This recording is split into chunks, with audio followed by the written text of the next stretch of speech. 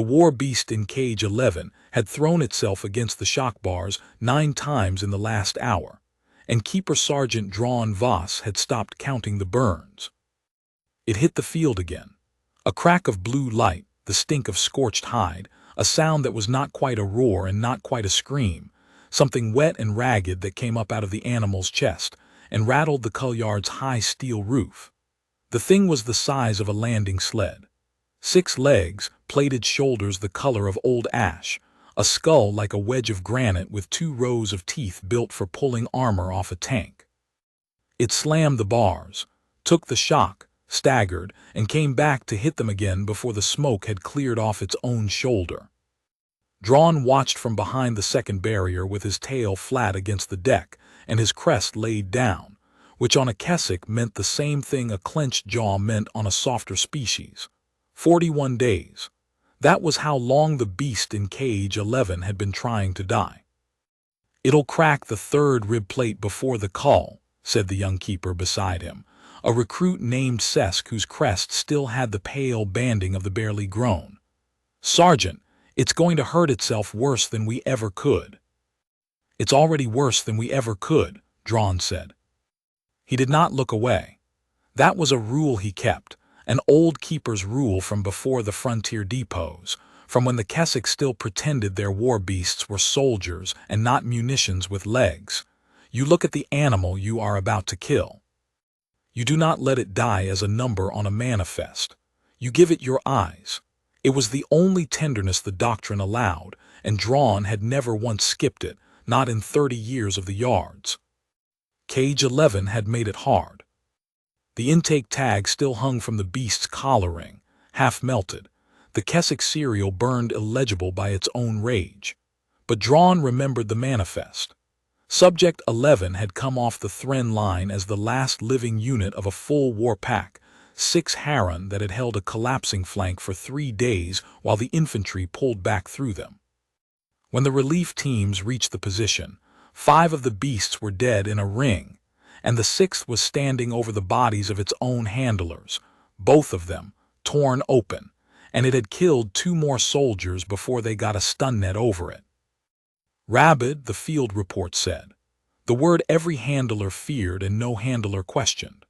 A war beast that turns on its own handlers is rabid, and a rabid war beast is culled, and the cull is clean and quiet and off the record, because the alternative, a war beast that thinks, is a thing the Keswick High Command has decided does not exist. So they had shipped 11 to Vantor, to the frontier reclamation yards at the ragged edge of the Keswick Reach, where the broken tools of a long war came to be unmade.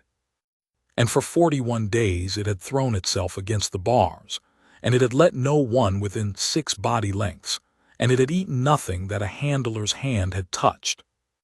"Culls confirmed for end of cycle," Sesk said, reading it off his slate like it was weather.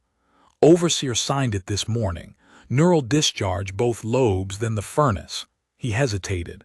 "They're saying he wants to watch." "He always wants to watch," Drawn said. The beast hit the bars a 10th time.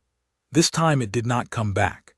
It stood swaying, breath sawing, one foreleg trembling under it, and it turned its enormous wedge of a head, slow, deliberate, the only slow thing it had done all hour, and it pressed the side of its skull against the cold steel of the cage wall and held it there. Drawn had seen a great many animals die in the yards. He had seen them rage and he had seen them go still. But he had never once seen a war beast, a thing bred across 400 generations to feel nothing but the fight, deliberately lay the side of its own head against a wall as though the wall were the only cool thing in the world. He filed the thought away where the doctrine could not see it, and he told himself it meant nothing. Behind him, the far door of the cullyard cycled open, and the ration cart came squeaking in. Reese Calder had been feeding condemned animals for 3 months, and he had learned 2 things about the job.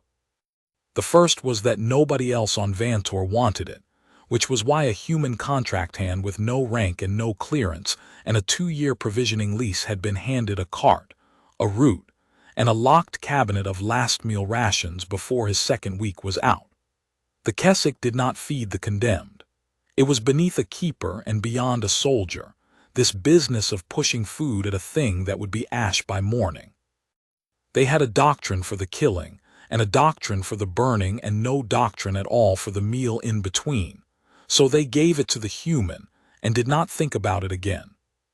The second thing he had learned was that every condemned animal in the yard ate, every single one. It did not matter how broken, how furious, how far gone, put food down and step back, and sooner or later the animal ate. Hunger was the last thing to leave. He had watched a blind, half-paralyzed packhound drag itself the length of its cage on its elbows to reach a ration cake, and he had thought, that first week, that it was the saddest thing he would ever see in the yards. Then he'd reached cage 11. He wheeled the cart down the center aisle at his usual pace, unhurried, the bad wheel squeaking, and he did not look directly at the cages as he passed them. Another thing he'd learned, that a straight stare read as a challenge to 9 species out of 10. He fed the veal in cage 6, a fast-scaled ripper with a broken crest, sliding the tray through the low slot. He fed the bone crest in cage 9, an old bull heron with a furnace date 2 cycles out, and it took the cake from the tray gently, the way the old ones did. He worked his way down, and the whole time he was aware of the noise at the far end, the crashing, the wet, ragged scream, the smell of a big animal cooking its own shoulder against a shock field. When he reached the end of the aisle, he stopped the cart, and he looked at cage 11 for the first time, and the beast looked back at him with both eyes and did not move. "That's close enough, human," Drawn's voice from behind the barrier. The keeper sergeant had come down the gantry. "It's on the cull sheet. You don't feed the cull sheet." "Manifest says feed all condemned through end of cycle," Reese said. He didn't argue it. He just said it, the way he said most things, flat and unbothered, and he pulled the cart's cabinet open. "Manifest was written by a clerk on a different station who has never seen that animal," Drawn said. "It hasn't taken food from a hand in 41 days. It won't take it from yours. Leave the tray at the line and go." Reese didn't leave the tray at the line. He crouched down at the edge of the outer barrier, well back from the shock bars, close enough that the beast's breath moved the air, and he reached into the cabinet and took out a ration pouch. A standard field pouch, silver, sealed, the kind every Keswick soldier carried and every war beast on the front had been fed from 1,000 times. And he did the one thing that no keeper in the yard had done in 41 days, because no keeper would waste the gesture on a dead animal. He opened it slowly, in front of the beast, and let it hear. The pouch had a pull seam that tore with a long, soft, deliberate hiss, a small sound, a nothing sound, the sound of a meal being opened in a trench 100 times a day. It was a sound that beast had heard at the side of every handler it had ever known, in every quiet hour between the fighting, for the whole of its life before the Thren line. The war beast in cage 11 stopped screaming. It happened all at once, and it was total. The great head came off the wall. The trembling foreleg went still.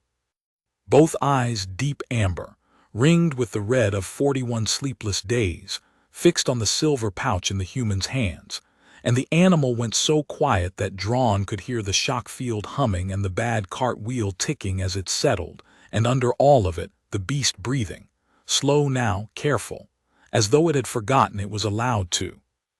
Nobody moved. Sesk had frozen on the gantry with his slate half raised. Drawn's crest, which had been flat for the better part of an hour, came up off his neck without his permission.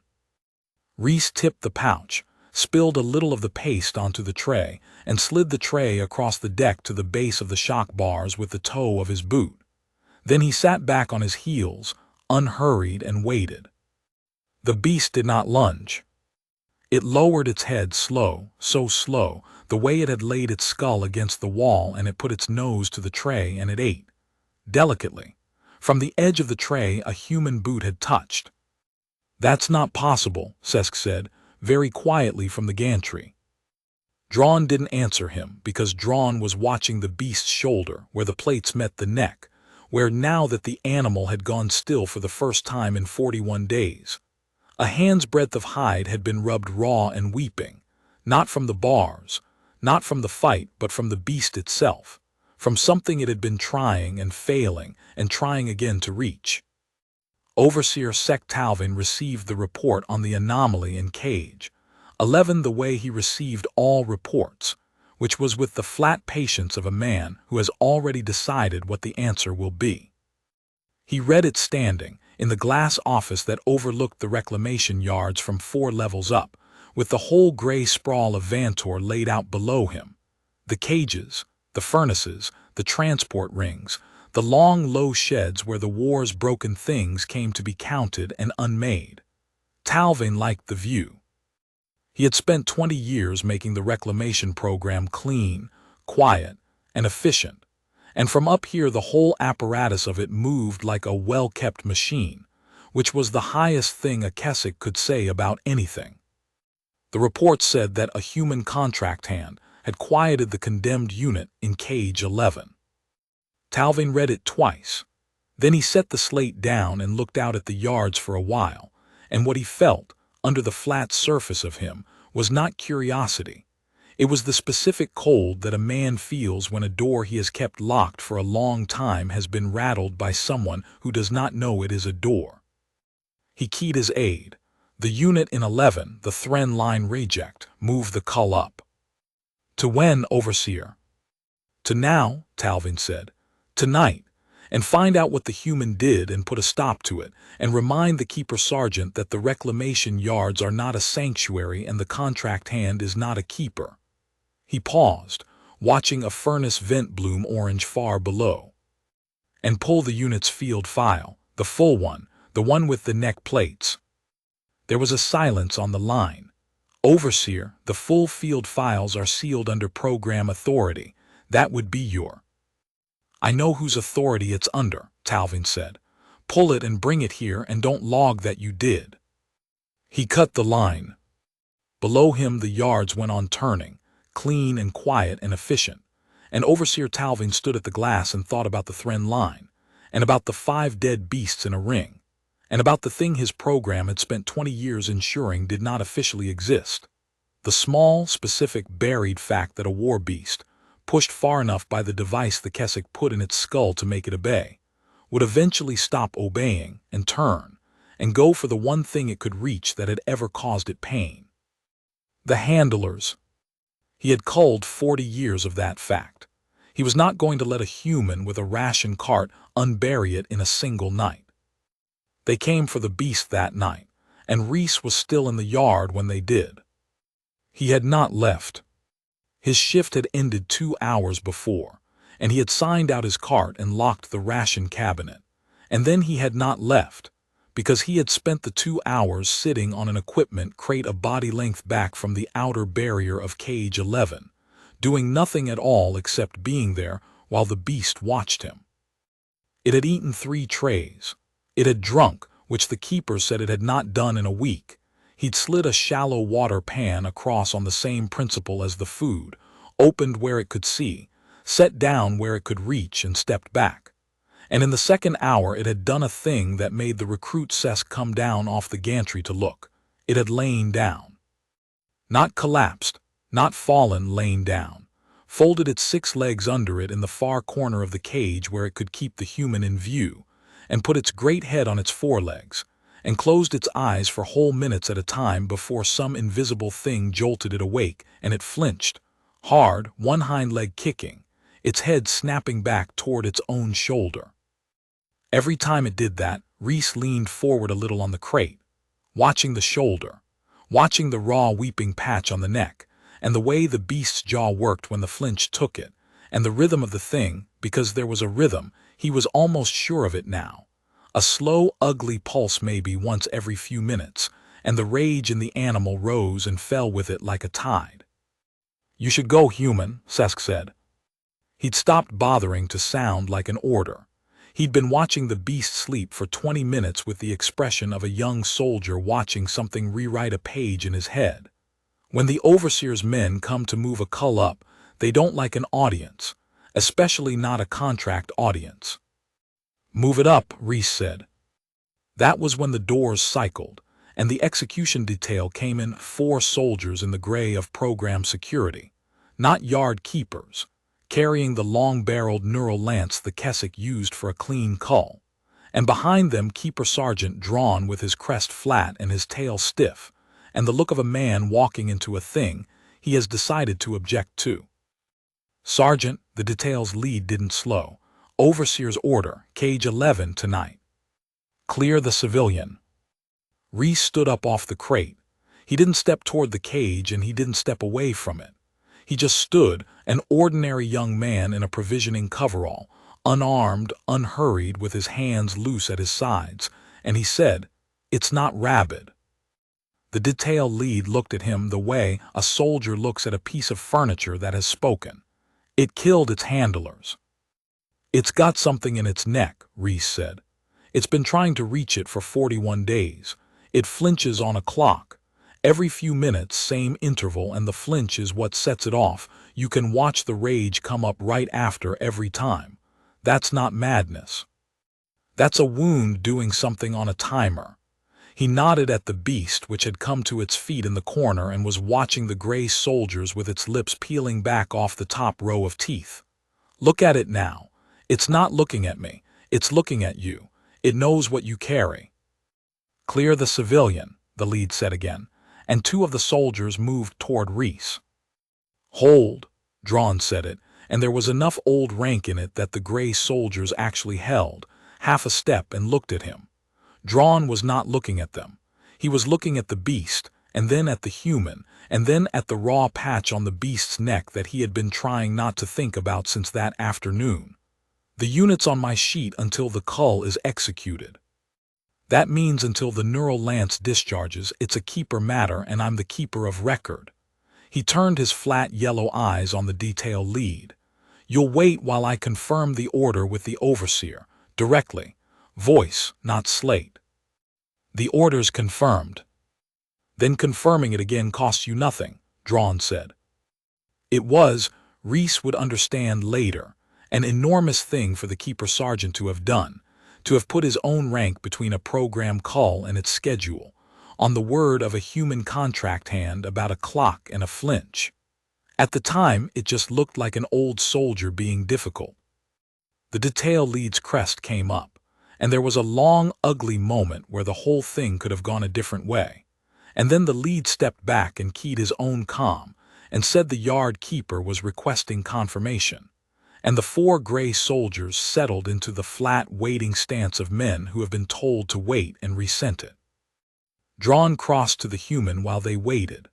Up close he was a head and a half taller than Reese, plated, scarred along one forearm where some animal 30 years dead had marked him, and he dropped his voice below the soldier's hearing.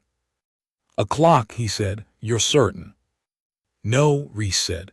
"That's why I want it opened up, not burned. I could be wrong. But if I'm wrong, you've lost nothing. You cull it tomorrow instead of tonight." "And if I'm right," he stopped. "If you're right," Drawn said slowly, "then we have been burning the evidence for 40 years. He was quiet a moment. His crest had come all the way up. "There is a word in the old keeper's cant human from before the doctrine, vesh koran. It means the animal that bites the hand because the hand is the only part of the trap it can reach. We were forbidden to use it. I always thought that was strange, to forbid a word." He looked at the beast. "Open your last pouch, slowly, where it can see. I want to watch its neck when the seam tears." Reese knelt at the barrier, and he took out the last field pouch on his cart, and he tore the seam slow. The long soft hiss.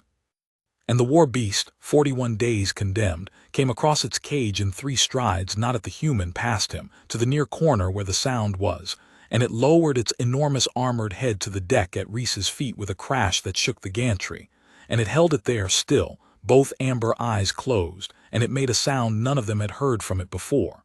Low, rolling, almost too deep to hear. The sound a mountain would make if a mountain could ask. And as it lowered its head, the plates of its neck spread, the way a fist opens, and in the raw weeping gap at the base of its skull, catching the yard's blue worklight, something small and metal and wrong glinted wet against the bone. Drawn looked at it for a long time. "Get the Omral," he said. "Get the small medic, the one from the veterinary shed. Iyo, get her now and don't log that you did." Behind them, the detail lead lowered his comm and his voice had changed. "Sergeant, the overseer's coming down himself." Drawn did not take his eyes off the thing in the beast's neck. "Good," he said, "then he can watch too." Overseer Sec Talvin came down into the courtyard flanked by 2 aides, and the flat authority of a man who did not raise his voice, because he had never once needed to. He took in the scene without appearing to look at any part of it, the human kneeling at the barrier, the empty ration pouch in the human's hand, the keeper sergeant standing where a keeper sergeant should not, the execution detail idle at parade rest, and the war beast, the Thren line reject, 41 days of documented fury, lying with its head on the deck at a human's feet and making a sound like grief. "Sergeant Voss," Talvin said, "you requested confirmation of a lawful cull order. Consider it confirmed. Stand your keepers down and let the detail work." "I'll stand down when the medics looked at the neck," Drawn said. The yard went very quiet. Even the shock field seemed to hum lower. It was one thing to request a confirmation. It was another to refuse an overseer to his face in front of his own security. And every Keswick in the room understood the size of what the keeper sergeant had just done, and understood that he had done it on purpose, and understood that there was no clean way back from it. Talvin turned his head and looked at Drawn properly for the first time. "The neck." "There's a device in it," Drawn said. "Sunk into the bone at the base of the skull. It's septic.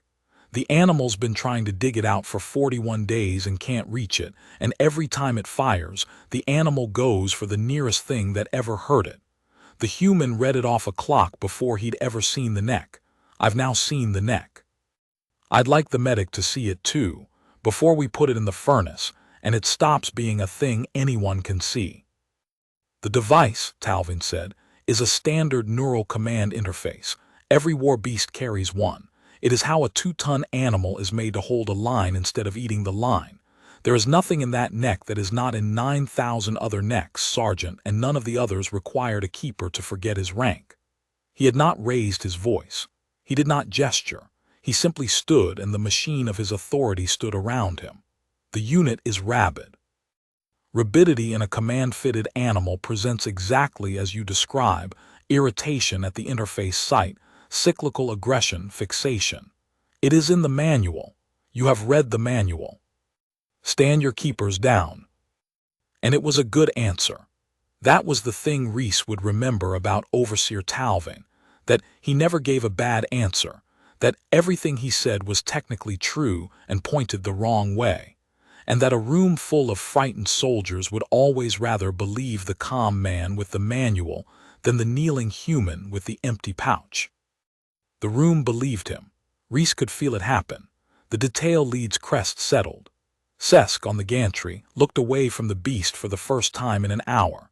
Even Drawn's certainty seemed to bend under the sheer clean weight of it, because Talvin wasn't wrong. Cyclical aggression was in the manual, and maybe the human had just seen a pattern in a dying animal the way frightened people always saw patterns. So Reese did the only thing he had. He didn't argue with the overseer. He turned his back on the overseer, which no one in that yard had done in 20 years, and he knelt down at the barrier and he said, quietly, to the beast, "Hey, big fellow, look at me." The war beast lifted its head off the deck. "There's a lot of them," Reese said, in the flat, unhurried voice he used for everything, the voice that did not change whether he was talking to a keeper or a cull sheet or a 2-ton animal that had killed 6 soldiers. "And there's one of me, and I haven't got anything but an empty pouch. But I'm going to stand up now, and I want you to stay down. Can you stay down for me? Stay." And the war beast stayed down. It was watching the gray soldiers. Every muscle in it wanted to be up. Reese could see the want, the way the plates rode on the shoulders, the way the top lip trembled off the teeth. It was a war beast in a room with 4 armed men and a neural lance, and every generation bred into it screamed to be on its feet. And it stayed down, its head on the deck, its amber eyes going from the human to the soldiers and back, because the human had said stay. Nobody spoke. Talvin's aide had stopped mid-motion. The detail lead was looking at the beast, then at the human, then at the beast, and the certainty the overseer had put back into the room drained out of it as fast as it had come, because there was the manual, and then there was a war beast obeying a whispered word from an unarmed human it had known for one afternoon, and no manual explained the second thing. That, Drawn said into the silence, is not in the manual. Talvin looked at the beast on the deck for a long moment. When he spoke, his voice had not changed at all, and that, more than anything, was what told Reese the man was dangerous. A trained response, Talvin said. The animal is conditioned to a feeding cue. The human has been feeding it. It associates him with food and holds for him. This is not recognition, Sergeant. It is appetite, and it is precisely the kind of sentimental error the reclamation doctrine exists to prevent. He turned. Detail. The call proceeds at first shift, not tonight. I will not have it said the program burned an animal in the dark to avoid a keeper's questions. It proceeds in the light, on schedule, in front of witnesses, so that everyone in this yard can watch a Rabid unit die and be reminded what rabidity looks like. Sergeant Voss, you are relieved as keeper of record pending review. The human's provisioning contract is suspended. Neither of you will approach Cage 11 again. He let that settle. Then, almost as an afterthought in the same flat voice, and I want the interface intact for the furnace. Nobody touches the neck. He left. The gray soldiers took up station at the cage, not to cull now, but to guard. 4 armed men between the beast and anyone who might want to look too closely at what was rotting in its skull. And Reese Calder stood in the middle of the yard with a suspended contract and an empty pouch in his hand, and he understood slowly, the way he understood most things, that the overseer had not been afraid the beast would kill someone. The overseer had been afraid the beast would be believed. Io had been the veterinary technician at Vantor for 6 years, and in 6 years, no one had ever asked her to break the law before midnight. She was Omral, small and gray and soft-skinned in a yard built by and for the armored Keswick, and she had learned early that the way to survive in a place like this was to be useful and quiet, and to keep her instruments cleaner than anyone had a right to expect. She patched the animals the keepers wanted patched, the breeding stock, the units still worth a repair, and she signed the disposition forms on the ones they didn't, and she did not let herself grow fond, because fondness in a reclamation yard was a wound you cut into your own hands. So when Sergeant Voss came to her shed after the yard had gone dark, with the human contract hand behind him, and both of them moving like men who did not want to be seen moving, and asked her to bring her extraction kit to Cage 11 and say nothing to anyone, Io's first answer was no. Her second answer was to ask what was in the neck. Voss told her. The human filled in the parts about the clock and the flinch and the rhythm, in that flat, unbothered voice, and Io listened. And somewhere in the listening her 6 years of quiet usefulness quietly came apart, because she had signed the disposition forms on 11 Rabid units in 6 years, and she had noted the interface irritation on 9 of them, and she had written it up as a symptom of the rabidity every single time, because that was what the manual said it was. And it had never once occurred to her that she had the arrow backward. The guards, she said, there are 4 soldiers on that cage. There are 2 now, Voss said. Second shift's thinner, and they're program security, not keepers. They don't know the yard's back gantries. He paused. I can get you above the cage onto the maintenance walk, where the guards can't see and the beast can. Whether the beast lets you work is the human's problem. Whether you can get the device out before the guards change is yours. Whether any of us keep our posts after tonight is mine. He looked at her with his flat yellow eyes. I'm not going to tell you it's safe or lawful, medic. I'm telling you I've burned 11 of these, and I want to know if I burned 11 animals that were only ever trying to point at the thing killing them. Io brought her kit. The maintenance walk ran above the cages, a narrow steel catwalk slung under the roof for the cleaning drones, and from it she could look straight down into Cage 11 through the mesh, close enough to drop a line, hidden from the two bored soldiers at the front barrier by the bulk of the shock field housing. The human went first, down a service ladder into the cage itself. Into the cage, with the war beast, alone, unarmed, while Eo's hearts hammered against each other, and Voss stood watch above with a shock baton he would never be fast enough to use. The beast came off the floor when the human's boots touched the deck, 2 tons of it, rising in the dark, and Eo's breath stopped. "Easy," the human said. "Easy, it's me, you know me." He did not back toward the ladder. He stood in the dark cage and let the enormous head come down and put its nose against his chest, and he put one flat hand on the granite ridge of its skull, well away from the neck, and he held it there. "There's a little one coming down on a rope," he said in the same voice, "and she's going to touch your neck and it's going to hurt, and I need you to let her. I know that's a lot to ask. I know what's happened every other time somebody went near your neck. This is different. Stay. Stay for me." Io went down the rope. She would tell it in later years as the longest working of her life, though it took less than a quarter of an hour. She would tell how the war beast trembled under her hands, every muscle in it a coiled cable, and how it did not turn on her, not once, though she could feel in the heat coming off it exactly how much it wanted to. She would tell how the interface, when she cleaned the weeping hide away and got her light on it, was worse than anything the manual described. A command spike driven into the skull base and anchored to the vertebrae, and around the anchor a spreading gray rot where the device had cracked its housing on the Thren line and begun, slowly, over 41 days, to leak current and corrosion directly into the nerve. It had been firing at random.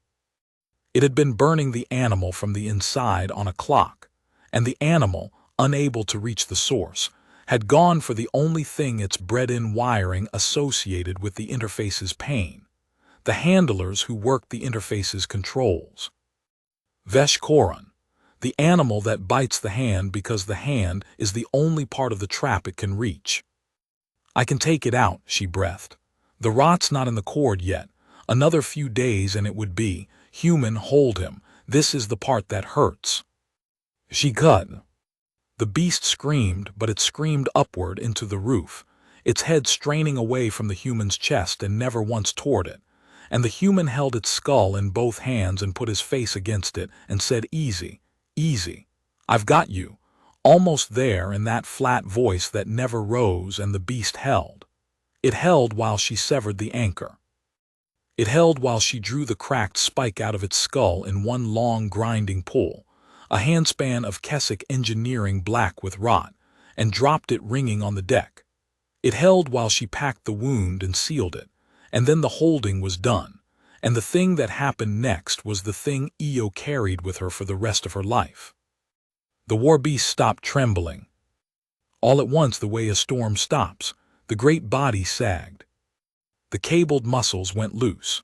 For the first time in 41 days, for the first time, Io understood, in far longer than that, in weeks of the front, and a lifetime of the interface's low, constant bite, that it had never known was pain because it had never known anything else.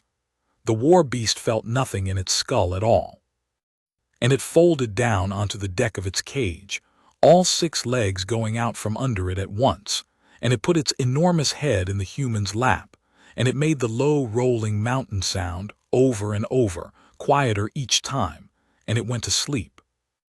Io knelt in the dark cage beside a 2-ton war beast asleep on a human's knees, with a rotted torture spike cooling on the deck beside her, and she did not cut fondness out of her hands. She let it in.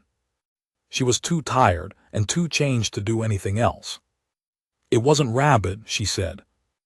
"No," the human said. "He had not moved.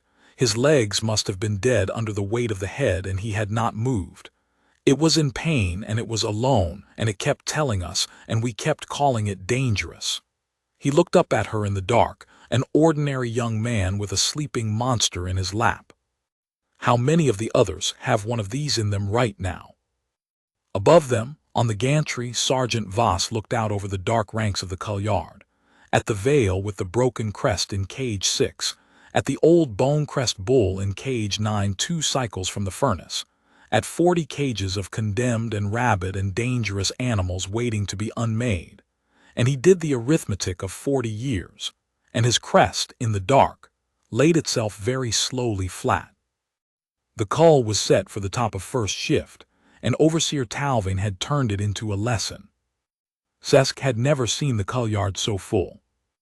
There were keepers down from the breeding sheds and handlers in from the transport rings and 2 rows of gray program soldiers standing at ease along the gantry, and up on the observation deck, behind the glass, a visiting logistics prefect named Ashkin had come with her staff to watch, because Talvin had let it be known, through the quiet channels that carried an overseer's word, that this morning the reclamation program would demonstrate why the doctrine on Rabid units was not sentiment but survival. He had made the cull of Cage 11 into a teaching. He had gathered witnesses precisely so that, when the rabid beast raged and died, every soul on Vantor would carry the memory of it as proof that the human and the keeper sergeant had been fools. Cesc stood at his post by the barrier with his crest carefully neutral and his stomach in a knot, because he had been on the gantry the night before, and he had watched a 2-ton war beast lie down and go to sleep on a human's knees, and he did not think this morning was going to teach the lesson the overseer wanted. "Bring it to the front of the cage," Talvin said. He stood at the rail of the observation deck beside the prefect, unhurried, immaculate. "Let them see it." They ran the current up the shock bars, the goad that moved the animals from cell to slaughter pen, and Cesc winced, because that current on a raw and rabid beast should have brought the roof down. He had spent 41 days listening to Cage 11 answer every provocation with fury. Cage 11 walked to the front of its cage and stood, and looked out at the crowd, and was quiet. A murmur went through the yard. The beast's neck was packed and sealed where no seal had been the night before, and anyone close enough to see it was already doing the arithmetic. But from the observation deck the prefect could only see a condemned war beast, the notorious Thren line reject, 6 dead soldiers on its record, standing calm as a stable draft animal while the cull current crackled around it. "It's sedated," Talvin said before anyone could ask. "The keeper sergeant has interfered with a lawful cull. Sergeant Voss, did you sedate this unit?" "No, Overseer," Dron said from the floor. "I did not." "Then it is drugged by the human or it is playing dead, and either way it changes nothing. A rabid unit does not become safe because it is quiet for a morning." Talvin's voice was smooth and certain, and it reached every corner of the yard. "Proceed with the—" "Overseer." The prefect Ashkin had leaned to the glass. She was old, plated gray with age, and she had watched more war than Talvin had administered, and her eyes were on the beast's neck. "That animal has been operated on." "A field dressing on a self-inflicted." "That is a surgical seal," Ashkin said. "I have worn enough of them to know one. Someone has been into that animal's neck." She straightened and turned her old eyes on Talvin, and the whole yard felt the weather change. "You told me I was coming to watch a rabid beast die and learn why the doctrine is sound. Show me the rabid beast, Overseer. Make it rage." There was a silence you could have stood a lance in. And Talvin, who never gave a bad answer, made the single mistake of his 20 clean years, because he was a man who had decided what the morning would be and could not now let it be anything else. He gave the order he had come to give. "Full cull current," he said. "All bars now." They lit the cage up.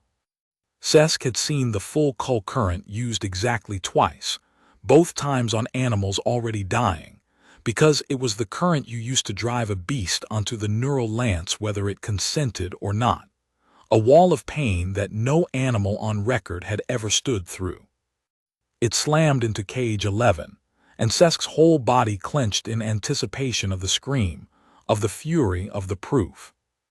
The war beast staggered, its legs buckled, and it turned its head slow, deliberate, the only slow thing in a cage full of screaming current, and it looked, through the light and the smoke of its own scorching hide, not at the crowd, not at the bars, but down and to the side, to the barrier, to the ordinary young man in the suspended contract coverall, who had shouldered to the front of the floor with his heart in his throat. "Stay," Reese said, quiet under the crackle. I know it hurts. Stay, not for them, for me. Stay." And the beast that 6 soldiers had died proving was Rabid stood in a wall of cold current that would have broken any animal in the yards, and it did not rage, and it did not charge the bars, and it did not scream.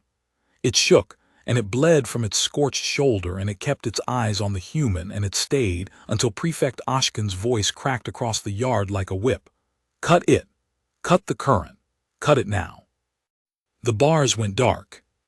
The war beast sank to the floor of its cage, breathing in great ragged pulls, and it dragged itself the last body length to the barrier where the human stood, and it put its enormous scorched head against the bars at Reese's feet, and it made the low rolling sound, and Reese knelt down in front of the whole yard and put his forehead against the bars against the beast's head and said nothing at all. Nobody in the yard moved. On the observation deck, Prefect Oshkin stood at the glass with her staff frozen behind her, and she looked down at the human and the beast for a long moment, and then she turned to Overseer Talving, and her voice, when it came, was very quiet and carried to every corner of the silent yard. "That," she said, "is not a rabid animal. That is an animal that would rather burn than frighten a human it trusts, and you nearly killed it in front of me to prove a point." She let that sit.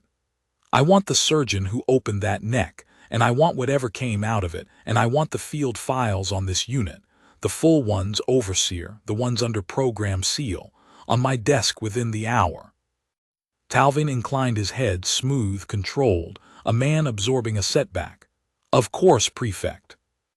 But Sesk was young, and he was watching the Overseer's hands, and he saw the thing the Prefect from the deck could not. That Talvin's hand, resting on the rail, had closed slowly into a fist. Not the fist of a man caught in an error. The fist of a man calculating how much would have to be burned now, and how quickly, before the full files reached anyone's desk at all. Drawn found the pattern in the archive before the shift was out, and it was worse than he had let himself imagine. He had keeper's access to the disposition logs, 40 years of them, every animal that had ever come to Vantor to be unmade, and he sat in the records shed with the door locked and pulled every cull filed under the Rabidity code, and he read the medical notes. Io sat across from him with the extracted device on a cloth between them, sealed in an evidence flask, its rotted spike black under the shed's worklight, and she read the notes over his shoulder and told him what the words meant. Interface irritation at disposition. Cyclical presentation. Fixation on handling staff. Over and over, 40 years of it, in the flat medical hand of a dozen different technicians who had all been taught the same manual, and all written the same thing, because the manual told them what the words meant before they ever saw the animal. 9 culls in 10 under the Rabidity code carried a note about the interface site. Drawn had signed 61 of them himself. 61, he said. His voice did not do anything. That was the worst of it. Io thought that the old keeper's voice went flat and clean and gave nothing, the way it had probably gone flat and clean over every one of those 61 cages. "I looked at every one of them. I gave them my eyes, and I thought I was watching madness, and I was watching." He stopped. "What's the cant word, the one they forbade?" "Veshkoran," Io said. "They forbade it," Drawn said slowly, "because if there was a word for it, someone might ask what it described." He closed the log. "Talving didn't invent this. This is older than Talving. This is the program deciding, 40 years ago, that a device that drives 1 animal in 10 insane was cheaper than a device that drove none, and building a doctrine to bury the ones it broke. Talving just kept the furnace clean." He looked at the flask. "And now a prefect wants the files, and Talving knows that flask and those logs and every animal in this yard with a rotted spike in its neck are the only proof that the doctrine is a lie. So he'll burn them, all of them. Today." As if the words had summoned it, the yard's alarm tone sounded, not the sharp triple of a breach, but the long descending note Drawn had heard only a handful of times in 30 years. Emergency disposition. Full block. He was on his feet before it finished. He's ordered the whole condemned block culled. Now, for safety. Drawn's crest was flat and his old scarred hands were very steady. Medic, take that flask to the prefect's staff and do not let it out of your hands and do not use a yard channel to do it. I'll go to the block. He was already moving. And find the human. Whatever Talvin's about to do to 40 cages, the only thing on this station that can walk into that block and keep those animals from panicking onto the lances is a contract hand with a ration cart. Reese was already in the block. He had not left it since the morning. His contract was suspended and his cart was locked, but nobody had thought to physically remove a provisioning hand from a yard. And so when the emergency tone sounded and the gray soldiers came in with the neural lances and the cult teams behind them, they found the human already walking the center aisle, unhurried, with the ration cabinet keys he had never turned in, opening pouches. He opened them as he walked. One after another, the long soft hiss, down the whole length of the condemned block, and behind him 40 cages of animals that had spent their last days in fury and terror came, one by one, to the fronts of their cages and went quiet. The veil with the broken crest, in cage 6, pressed its scaled face to the bars. The old bone-crest bull in cage 9 lifted its heavy head. Down the whole block, a menagerie of the war's broken things, the fast-scaled rippers and the plated bulls and the long low-pack hunters and one hunched chitinous thing from a world Reese had never heard named, turned toward the sound of a meal being opened by a hand that had never hurt them, and the panic that a cult team needs, the fear that drives an animal onto the lance, would not come. "You can't cull a block that isn't panicking," Reese said, to the cult team lead who came up the aisle to stop him in the same flat voice. He didn't stop walking. He didn't stop opening pouches. Rabid animals fight the lance. That's the whole doctrine. So either every animal in this block is rabid, in which case they'll fight me and you'll see it, or none of them is, and you're about to put down 40 animals that came quiet to a stranger's hand, in front of a prefect who's already asking questions. He tore another seam. Another cage went still. I'd think about which of those the overseer wants witnessed. The cult team lead looked down the long block at 40 condemned war beasts standing calm at their bars, and at the ordinary young human walking among them with a fistful of ration pouches, and he did not raise his lance. Prefect Ashkin stopped the mass cull herself, from the observation deck, with 4 words on the yard channel, "Belay that disposition, overseer." And by mid-afternoon she had done the thing Talvin had spent 20 years ensuring no one with rank ever did. She came down onto the floor of the reclamation yard, and she watched the small gray medic work. Iyo opened 3 animals that afternoon, with the prefect standing over her and a recorder running, and the human holding each beast's head. She opened the veil in cage 6, and drew a command spike from the base of its skull, with the same gray rot spreading off the same cracked housing, and the fast-scaled ripper that had savaged 2 keepers went limp with relief the instant the pressure left its cord, and lipped at Reese's sleeve like a starving thing. She opened the old bone-crest bull, and its device was not cracked but embedded wrong, canted a hair off true so that it had ground the same nerve for years, a low constant misery the old animal had simply learned to carry, the way the old ones learned to carry everything. And she opened the hunched chitinous thing from the unnamed world, and could not even find the doctrine's word for what the interface had done to it, and did not try. 3 animals, 3 spikes. 3 flasks on the cloth beside the first, and Prefect Ashkin looked at the row of them and then out at the block of 40 condemned, and Iyo watched an old soldier do arithmetic she did not want to do. "How many," Ashkin said, "of the animals in this block, in your estimate, are what the doctrine calls rabid, and how many are what this human calls hurt?" Iyo looked down the block. "I would have to open everyone, Prefect, but I have signed the disposition on 11 Rabid units in 6 years, and I noted interface irritation on 9 of them, and I called it a symptom. Her small hands were very still. I think I have been burning the evidence too. It was Sesk who first heard the keepers say it. He was working the block that evening, freed of the cull order.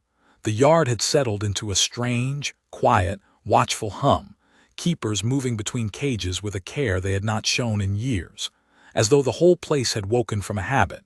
And he heard 2 of the old breeding shed keepers talking low as the human came down the aisle with the cart, opening pouches for animals that were no longer condemned so much as convalescent.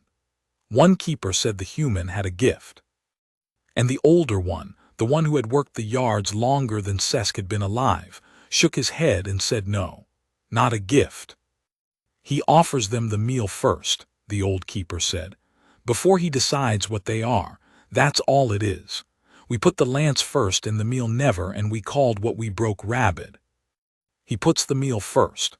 He watched the human tip paste onto a tray for the bone-crest bull, unhurried as he had done 10,000 times. In the old cant there was a thing you did before you judged an animal condemned. You gave it the first ration. You fed it once from an open hand, and you watched what it did with the gift, and only then did you write down what it was. He was quiet a moment. The doctrine cut that out, said it was sentiment. Said a war beast's nature was in the manual and didn't need reading off a tray. He nodded down the aisle at the human. That's all he's doing. He's giving them the first ration, 40 years late. The first ration. Sesk did not know, that evening, that he was hearing a thing named for the first time. He only knew that by the end of the week, the young keepers had started carrying field pouches on their belts, and that the phrase had gone through the yard the way a true thing goes through a place that has been waiting for it, quiet and total, keeper to keeper, until it stopped being a cant word an old man remembered and became the thing they said to each other at every new cage that came in off a transport. Give it the first ration. Open your hand before you close the file. Watch what it does with the gift. The human never used the phrase. Sesk noticed that too. He just opened pouches in that flat, unhurried way and let the keepers build a doctrine out of the sound. It was the old bone-crest bull that broke drawn in the end, and not the ones that raged. Io had opened it the same afternoon as the veil, and its device had not been cracked at all. It had been seated a hair off true, canted a fraction against the nerve, so that where Ash had been driven to screaming fury, the old bull had simply carried a low, grinding misery for years, the kind of pain that does not spike and does not scream, that a strong animal learns to fold into itself and go quiet under until the quiet looks like temperament. The keepers had always called that bull steady, even-tempered for a war beast. It had come to Vantor 2 cycles from the furnace on a routine disposition, not for rabidity but for age, and no one had ever thought to look at its neck, because it had never once given them a reason to. Then Io took the canted spike out of it, and the old bull changed. Not into fury, into something worse to watch. For 3 days after the extraction, the animal did not know what to do with itself. It moved around its cage, testing the absence of a thing it had carried so long it had stopped being able to feel it as separate from itself, and it kept stopping, and turning its head as though listening for a sound that had gone. And on the second night Drawn found it standing in the middle of its cage with its heavy head lowered, doing nothing.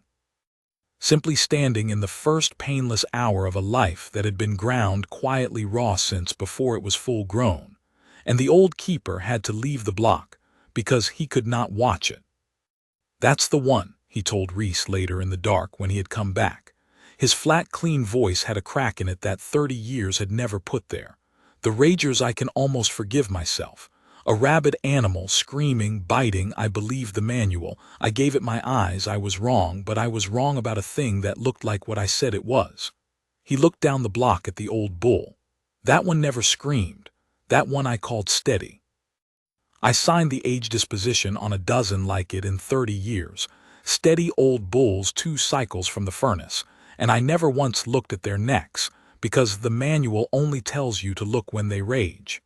He was quiet a moment. "How many of the quiet ones did I burn, human?"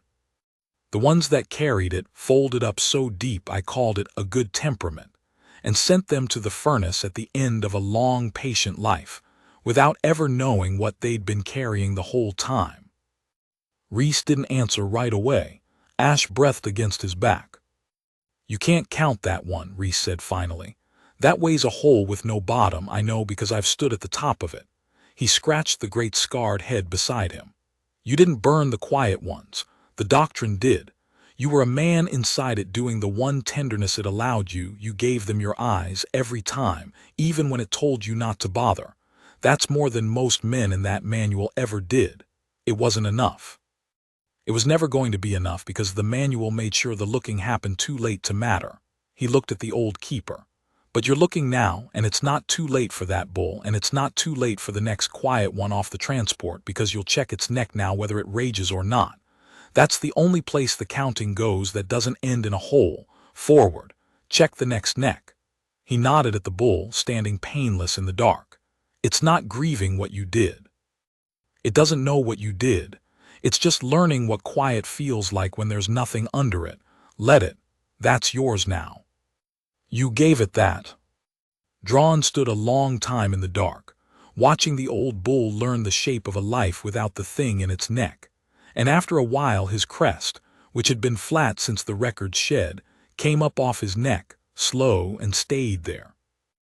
They let the beast out of cage 11 on the 4th day, because Prefect Oshkin ordered it, and because nobody could find a reason to keep a convalescing animal in a cull cage except Habit, and Habit had taken a beating that week. Reese was the one who opened the cage.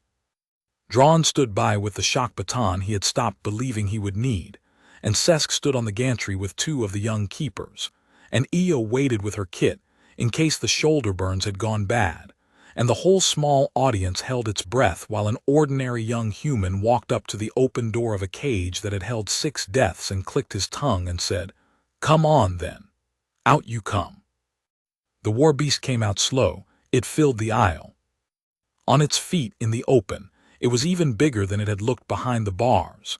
Its plated back level with Reese's shoulder, its wedge of a head longer than his arm, and it stood in the center of the block and swung that head from side to side, taking in the whole length of the place it had spent 41 days trying to break out of, and every keeper in the room went very still.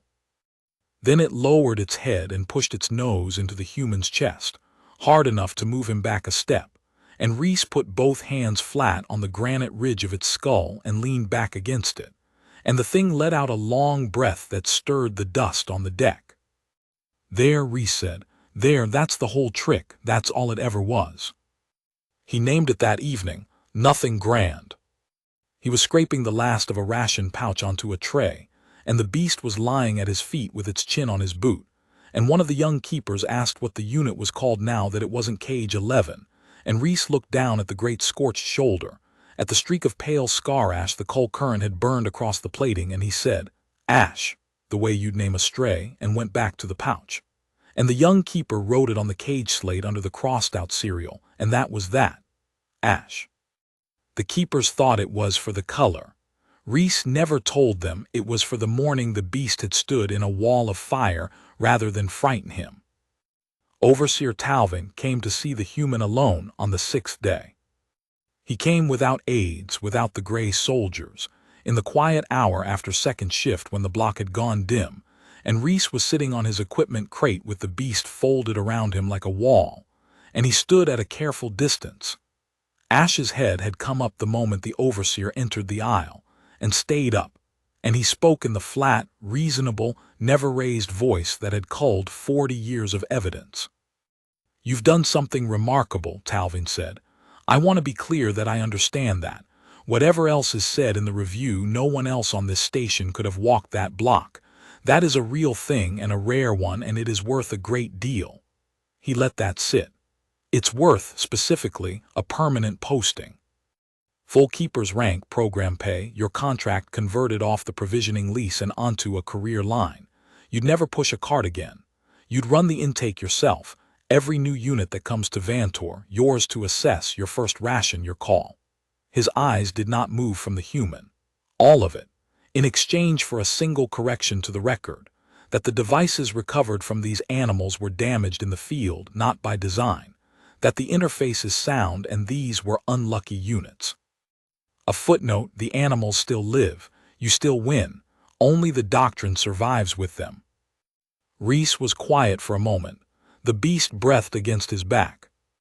You put a thing in their skulls that hurts 1 in 10 of them until they go for the nearest hand, Reese said. You've known for 40 years. You built a word ban in a furnace so nobody could say it out loud, and now you want to buy the one correction that keeps you doing it. He didn't raise his voice either. He never did. You've got the wrong idea about me, Overseer. I'm not the one you have to convince. I'm just the fella who opened the pouch. He put his hand on the great scarred head beside him. You want to know if the doctrine's sound, you don't ask me, you ask them.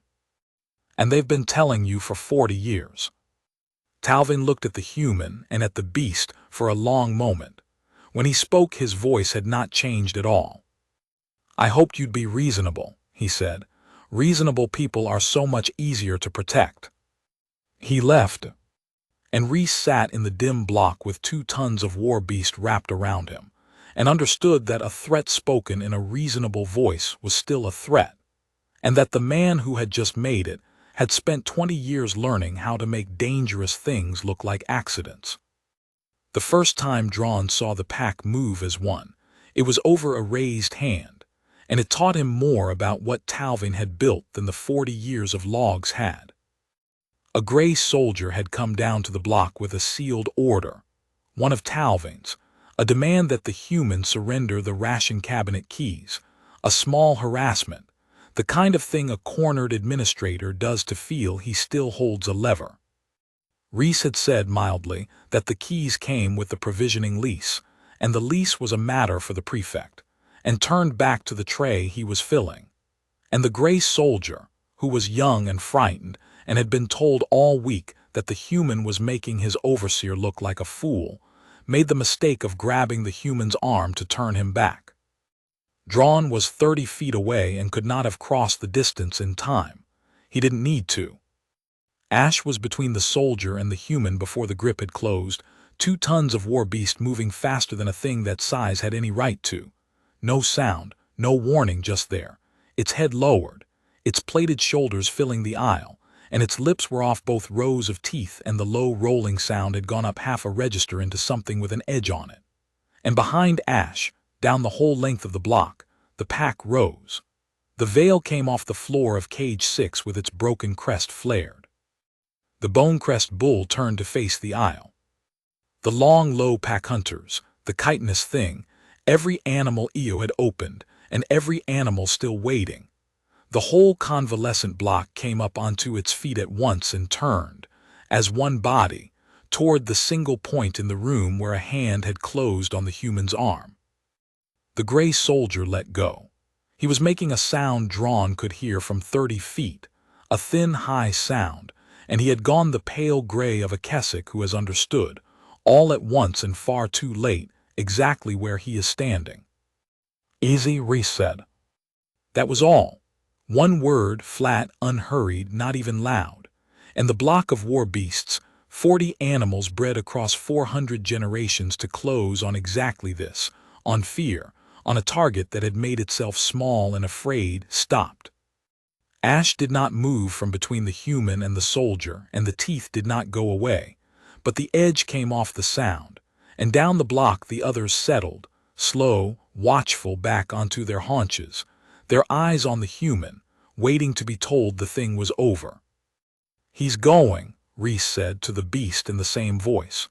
He made a mistake and now he's going, and that's the end of it. Aren't you? He added to the soldier, not unkindly. The gray soldier went. He went backward, and then he went fast, and the sealed order was left on the deck where it had fallen. Drawn crossed the block slowly. Ash let him come. The beast had learned the old keeper's smell in a week and filed it under something that was allowed near the human, and Drawn stood looking at the animal, and at the block settling behind it, and at the ordinary young human already turning back to his tray as though nothing at all had happened. You understand what you've done, Drawn said. It was not quite a question. Not the doctrine, not the evidence, them. He nodded down the block. You have raised a pack, human. 40 apex predators from a dozen worlds, and every one of them just told the whole yard that the fastest way to die on this station is to lay a hand on you. That is not a thing you can unraise. When this is over, when the prefect's gone and the reviews filed, they will still be yours. Do you understand that? You didn't tame a war beast. You became the thing 40 war beasts will burn a station to keep breathing.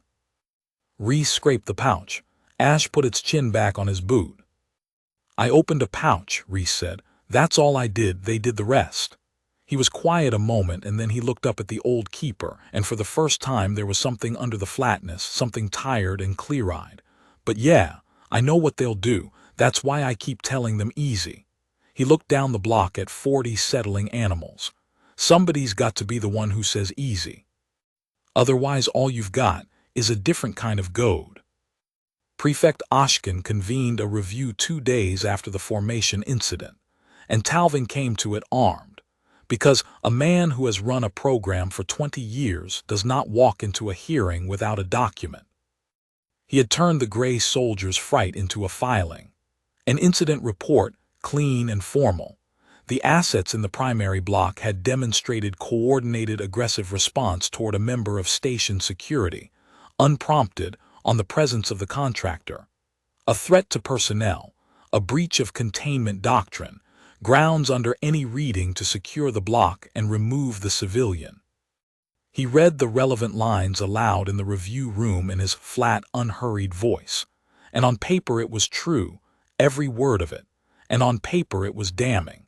And Ashkin let him finish because she had learned that letting Talvin finish was the only way to see the shape of what he was doing. A member of your security, Ashkin said when he was done, laid hands on an unarmed civilian, and the animals moved to defend him and stopped the instant the civilian told them to. That is your incident, Overseer. That is the coordinated aggressive response. You have filed a report describing a bodyguard as a breach. I have filed a report describing a block of war assets that answer to an unranked outsider, Talvin said. Whatever warm interpretation the room prefers, the operational fact is unchanged. This station now contains 40 apex predators over which the program has no control and a single civilian does. If he is angry, they move. If he is threatened, they move. If he decides tomorrow that the prefect of logistics has wronged him, prefect, they move. That is not a bond. That is an unsecured weapons system with a mind of its own, and the mind is not ours. He set the slate down. I am not asking the room to feel nothing for the animals. I am asking it to think clearly about what it is standing inside of. And it was, again, a good answer, and Ashkin watched it work its way around the room, watched the 2 junior officers she had brought as witnesses shift in their seats, because there was the warm story of the boy and the beasts, and then there was the cold operational fact of 40 killing animals that obeyed no chain of command. And a station is run by people whose whole training is to be frightened of the second thing. So Ashkin turned to the human, who had been sitting through all of it in his provisioning coverall with his hands loose on the table and the flat patience of a man waiting for a transport, and she said, "You've heard the Overseer. He says you are, in effect, the trigger of a weapon that no one but you controls. Answer it." Reese was quiet for a moment. "He's right," he said. That landed in the room harder than any argument would have. Even Talvin's crest moved a fraction. He's right that they'll move for me, and he's right that nobody else can call them off, and he's right that it's not a thing the program controls, Reese went on in the flat voice, unhurried, looking at the table more than at any of them. I'm not going to sit here and tell you it's safe, because it isn't, and you'd be fools to believe me if I did.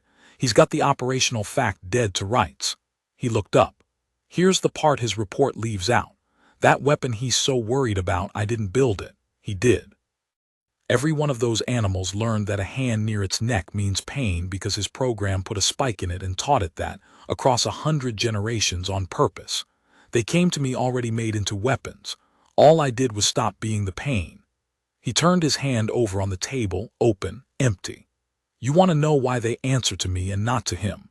Because for their whole lives the program was the thing that hurt them, and I was the thing that opened a pouch. That's the only difference between us.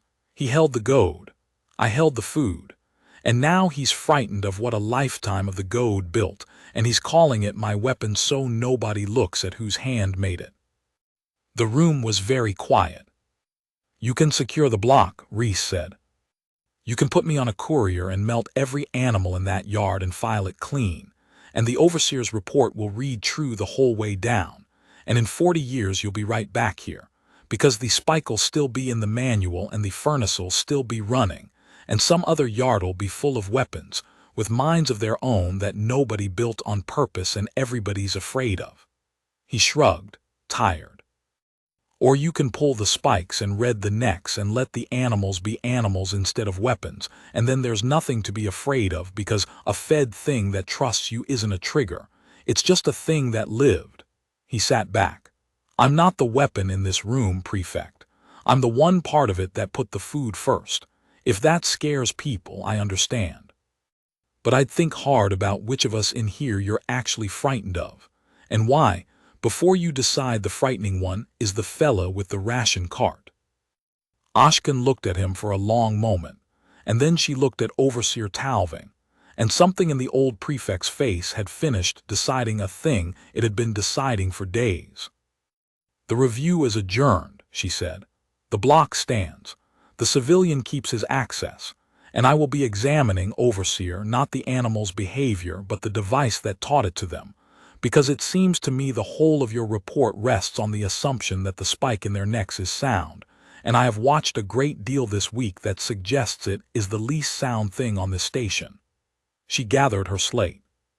"Including, if I am honest, the men who have spent 20 years insisting otherwise." Talvin inclined his head, smooth, controlled, absorbing it. But Iyo, watching from the side of the room, saw the same thing Sesk had seen on the observation deck days before, the slow closing of the overseer's hand where he thought no one was looking, the calculation running behind the flat and reasonable face, and she understood that the review had not ended the fight. It had only told Talvin that the ordinary road was closed to him, and that a man who cannot win a thing cleanly will begin, very quietly, to look for the other kind of road. Overseer Talvin did not panic, because Talvin had never in his life done a thing as expensive as panic. He simply went up a level. The prefect had authority over the yard. She did not have authority over the program. And so, in the quiet of his glass office, above the yards where a human was undoing 40 years of his clean work, Overseer Talvin composed a message to the Goad Directorate on the Keswick homeworld, the office that owned the interface, that had built the doctrine, that had every reason in the galaxy to keep the thing in the animals' necks from becoming a subject anyone discussed aloud. And he framed the situation on Vantor not as a medical discovery, but as a security breach. An outside contractor, he wrote, of a client species, had gained the trust of a full block of war assets through undocumented means. The assets were reclassified for disposal units, several of them field-proven kills, and they were now demonstrating coordinated aggressive behavior in response to the contractor's cues. A prefect of logistics, without weapons program clearance, had halted lawful disposition and taken custody of classified interface hardware. He recommended, in the flat language of a man requesting the obvious, that the Directorate assert program authority, reclaim all interface hardware and affected assets under weapons secrecy, and remove the contractor from the station as a security risk.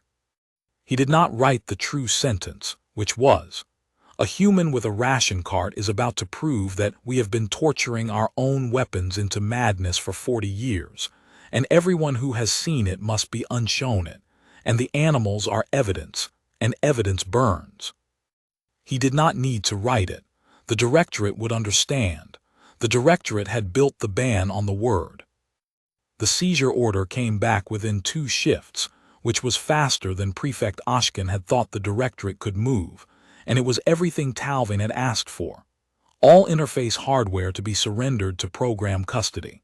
All affected assets to be secured pending directorate disposition. The logistics prefect thanked for her diligence and relieved of the matter.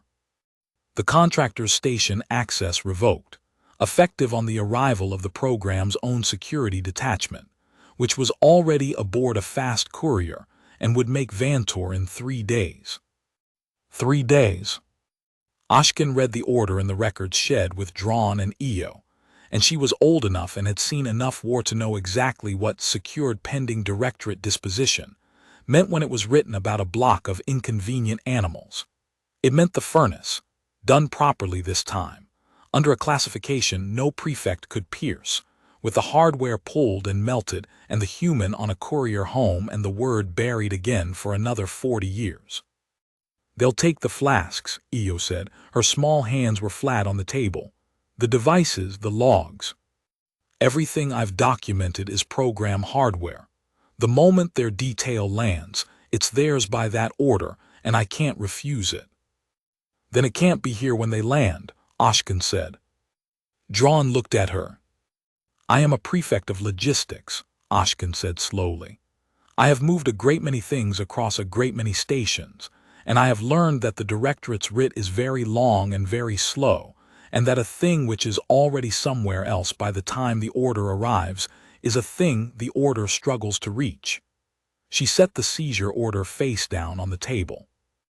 3 of those flasks and copies of those logs are going onto the next outbound transport.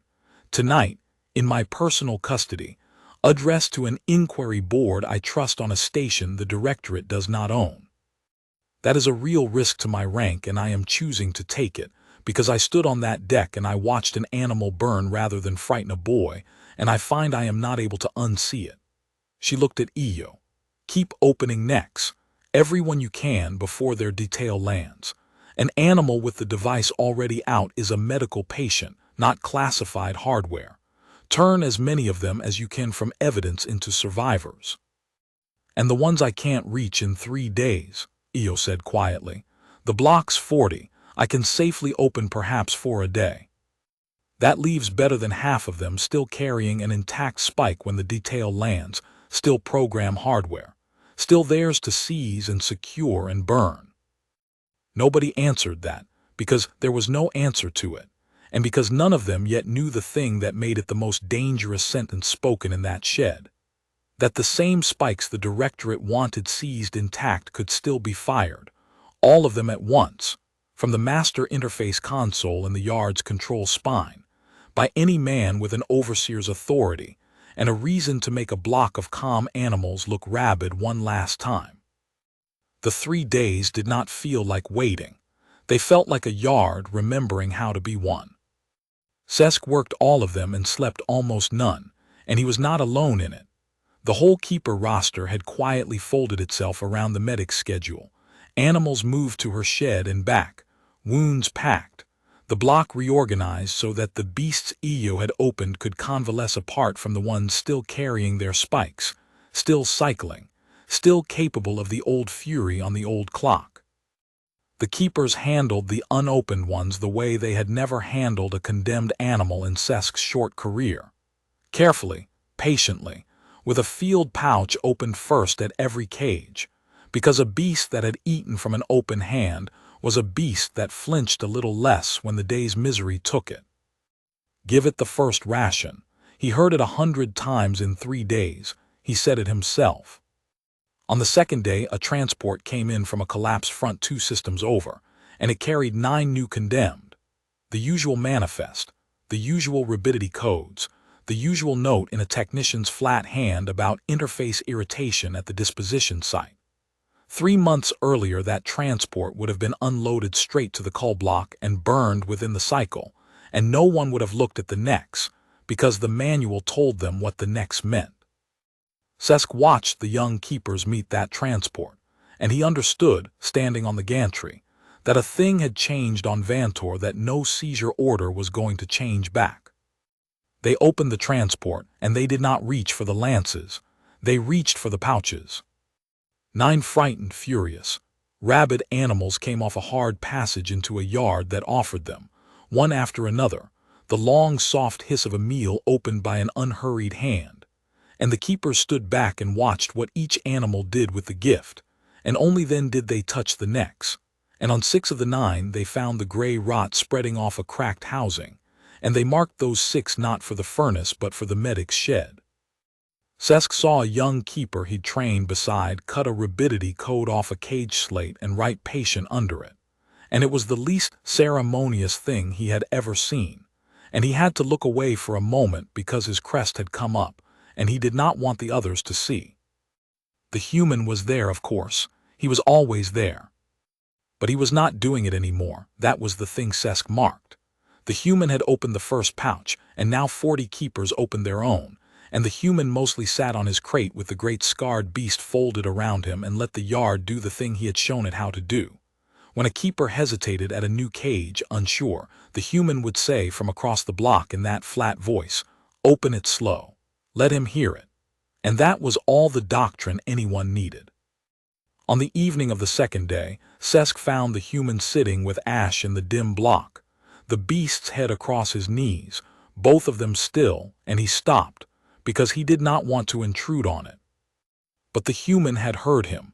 The beast had heard him first, and lifted its head, and then set it back down, which Sesk had learned was the animal deciding he was allowed, and Reese said without turning around, "You did good out there today, keeper."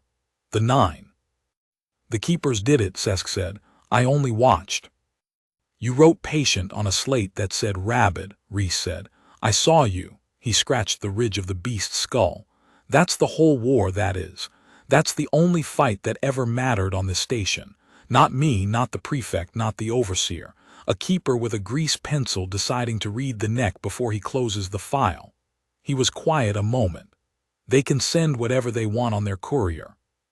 They can take the flasks and take me and melt every spike on the station. They can't take that back out of your head. You've seen it now. You'll always give the first ration now. So will every keeper who watched. That's already done. That already can't be undone." Sesk stood in the dim block for a while after that, and he thought about the courier making its way toward them across the dark, carrying an order to unshow the whole yard the thing it had seen, and he understood for the first time that the order was going to fail. Not because it wasn't powerful, because it had come too late.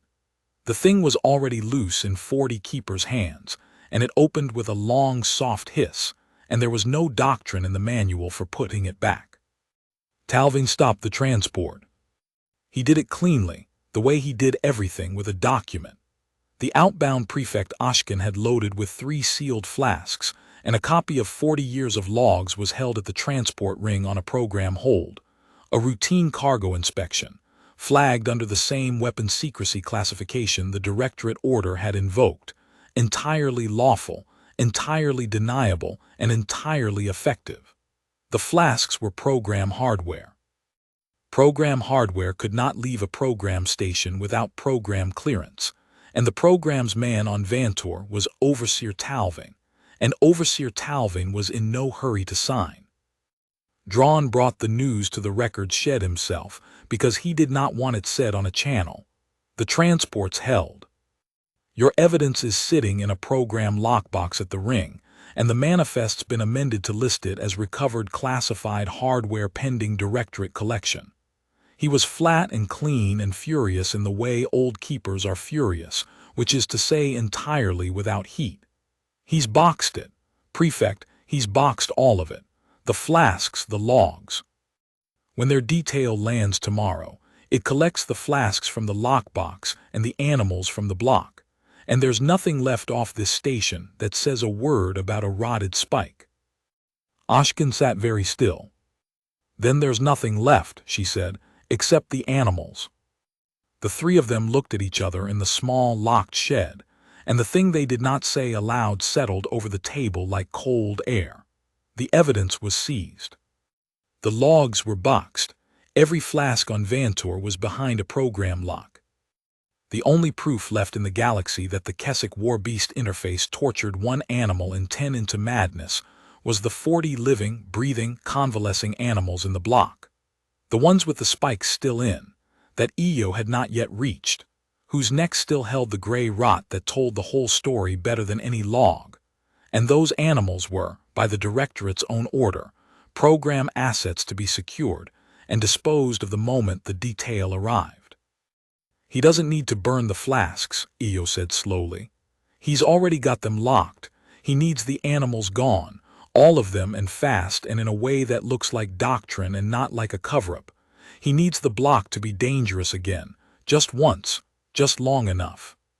"The block isn't dangerous," Drawn said. "The block eats out of a keeper's hand." "The opened ones do," Io said, and her small gray face had gone the color of ash. "The ones I've reached, but better than half of them still have an intact spike in the neck, Sergeant, still cycling, still capable of exactly what Cage 11 did on the front if something drove them." She looked up. "And there is one thing on this station that can drive every intact spike in that block at once, from a console in the control spine, at the touch of a man with an overseer's authority." Nobody spoke for a moment. "He wouldn't," Sesk said from the doorway, where he had come in without any of them noticing. "Fire the master interface, on his own block. That's the whole yard would see it." "The prefect would see it." "He'd want the prefect to see it," Drawn said. His voice had gone very quiet. "That's the whole shape of the man. He doesn't hide the crime. He performs a different crime in the open so cleanly that the real one disappears behind it. He fires the master. Every intact spike in the block lights up at once. Half the animals go rabid in front of the prefect, real rage, real teeth, the thing the doctrine always promised, and it looks like the human's little sanctuary finally slipped its leash. Then the detail lands into a confirmed outbreak, and it does exactly what the doctrine says to do with a rabid block, and it is thorough, and it is lawful, and the prefect goes home having watched with her own eyes why the war beast doctrine exists. He set his old scarred hands flat on the table. He turns the proof of his crime into the proof of his doctrine, in one stroke, in front of the only witness with the rank to stop him. That is exactly the move he would make. "Then we get to the console first," Ashkin said. "The control spine is program space," Io said. "His space. His soldiers, we can't get near it." "No," Reese said. They had not heard him come in either. He stood in the doorway of the records shed in his provisioning coverall, ordinary and calm, and behind him in the dim aisle, filling it, was the great scarred shape of the beast that never left him now, and he had clearly heard enough. "You don't beat a man like that by getting to the console first," Reese said. "He'll always have a console. There's always another one." He looked around the small room, at the old prefect and the old keeper and the small gray medic and the young keeper in the doorway, and his flat voice did not change at all. "You beat him by making sure that when he fires it, and he's going to fire it, he's already decided. You can all see he's already decided. The only thing the prefect sees is his hand on the switch and 40 animals that don't go rabid." He was quiet a moment. "So we've got one day. And Io's not going to open 4 more next tomorrow." He looked at her.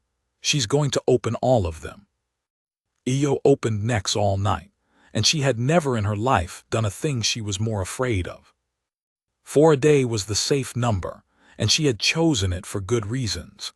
The animals were huge and in agony and unpredictable.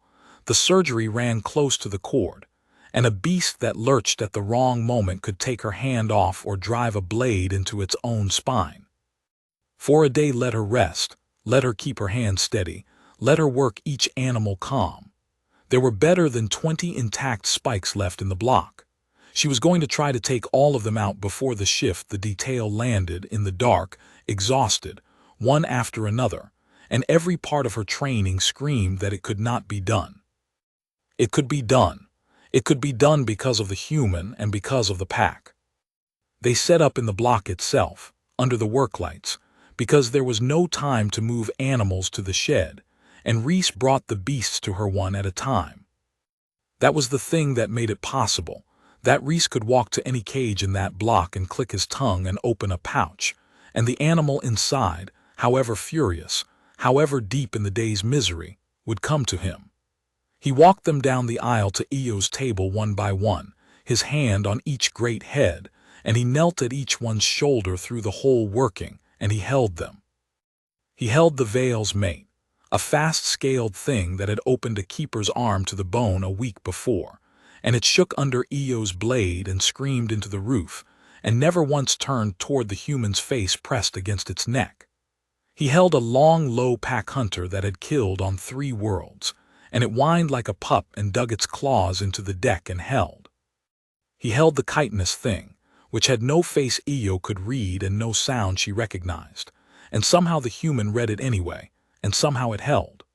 One after another, through the whole black length of the night, Reese Calder knelt in a spreading dark of the animal's blood and his own exhaustion and said, "Easy, easy, I've got you." Almost there, in a voice that never rose, and the war beasts of a dozen worlds lay down under a knife because he asked them to. And the pack helped. That was the thing Eo could never afterward explain to anyone who had not seen it. The animals she had already opened, Ash, and the Veil, and the Bone Crest Bull, the ones whose necks were healed and whose pain was gone, did not sleep that night either. They arranged themselves down the block, a great settled ring of them, and when a beast on the table screamed, the ones nearby answered it. Lo, the rolling mountain sound, over and over. The sound Eo had first heard from Cage 11 and mistaken for grief and understood now was something closer to here. I am here, I lived through it, you will too. They calmed each other. A pack of apex predators lay in the dark and talked their own kind down off the edge of a surgeon's table, all night, because the human at the center of them had shown them, one open pouch at a time, that the thing on the table was not a threat but a wound being closed. By the gray hour before the detail was due, Eo had opened 19 necks, and her hands had finally begun to shake past the point where she could trust them, and there were 3 intact spikes left in the block, 3 animals too deep in the days cycle, too far gone in the fury, that even the human could not walk calm to the table in time. 3. Leave them, Reese said. He was gray to the lips and there was blood dried black to his elbows and he could barely stand. 3's all right, 3 we can hold. Get the others behind the shield wall in the far pens, the opened ones. Get them out of the console's reach if there's any way, and leave me the 3 and leave me Ash. He looked down the block at the settled ring of animals, at the great scarred shape lifting its head at the sound of its name. 3 rabid animals in a block and a prefect watching, and 40 that don't so much as flinch. His flat voice did not change, but something behind it had gone hard as the old keeper's. That's not an outbreak. That's a demonstration, just not the one he wants to give. The Directorate detachment made Vantor a shift ahead of schedule, and the officer who let it off the courier had fought beside war beasts for 30 years and buried more of them than he had buried men. His name was Enforcer Cadru, and he had not wanted this posting. He had read the Overseer's report on the courier out and found it clean and complete and faintly wrong in a way he could not name, the way a field report is wrong when the man writing it has decided the ending before the fight.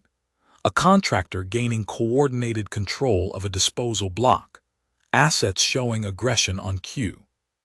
It read like a security breach, and it smelled like something else. And Cadru had learned in 30 years to trust the smell, because the reports were written by men who had never held a dying beast's head, and the smell came from the part of him that had. He came down into the reclamation yard with 12 of the Directorate's own hard troops, weapons cleared, the kind you sent to secure hardware nobody was supposed to talk about. And Overseer Talvin met him on the floor with the flat courtesy of a man handing over a solved problem. Enforcer, you've made good time. The situation is contained. The affected assets are in the primary block. The interface hardware is secured at the transport ring under program lock, and the contractor is confined to the block pending your custody of him. Talvin's voice did not rise. It never rose. I'll be candid, the prefect of logistics has grown attached to a narrative about the animals, and the contractor has a genuine talent that has muddied the picture. But the doctrine is the doctrine, Enforcer. These are field-proven Rabid units, and I would recommend disposition proceed the moment your detail confirms the block. Cadru said nothing for a moment. He was looking past the Overseer, down the length of the primary block, at the thing no report had prepared him for. He had expected a cull block. Chained animals, muzzled, dying, the usual grim inventory of the war's leavings. What he saw was a menagerie of apex predators, a dozen species, 100 generations of killing bred into every one of them, arranged loose and unchained down the whole length of a block, at rest, watchful, their eyes tracking a single point. And at that point sat an ordinary young human of the client species, gray with exhaustion, blood dried to his elbows, an empty ration pouch in his hand, with the largest war beast Kadru had seen in 30 years folded around him like a wall and its scarred head across his knees. Kadru had held a war beast's head. He knew what it cost to earn the weight of one across your knees. He knew that no drug and no cue and no talent bought it, that it was bought the way he had bought it, on the front, over years in blood, and that even then the animal chose whether to give it. The contractor, Kadru said slowly, that's the security risk, the one who's gained coordinated control. Yes, Talvin said. He looks like he hasn't slept in a week, Kadru said, and half of them look like they've been in surgery. He turned his head and looked at the overseer for the first time, and something in the old enforcer had gone very still and very cold. Overseer, in your report you wrote that the assets show aggression on the contractor's cue. I've been in this yard 90 seconds. Show me. Make one of them aggressive. For the first time, the smallest thing moved in Talvin's face. That would be unwise to provoke without. You wrote it in a report to my office, Kadru said. You recommended I burn a block of assets on the strength of it. So show me the aggression, Overseer, or explain to me why a block of confirmed Rabid units is lying in the open at the feet of an unarmed boy who can barely stand. He let that sit in the silence of the yard. Because I have secured a great many blocks in 30 years, and I have never once secured one that looked like this, and I find that I would like very much to understand what I am looking at before I set my detail to killing it. Talvin fired the master interface at the moment he understood he had lost the enforcer. Kadru did not see him do it. The console was in the control spine, keyed from a slate in the overseer's own hand, and the order to it was a single silent command.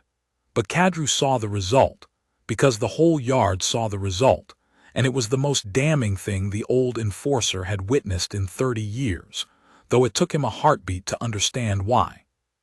3 animals in the block convulsed. Not 43.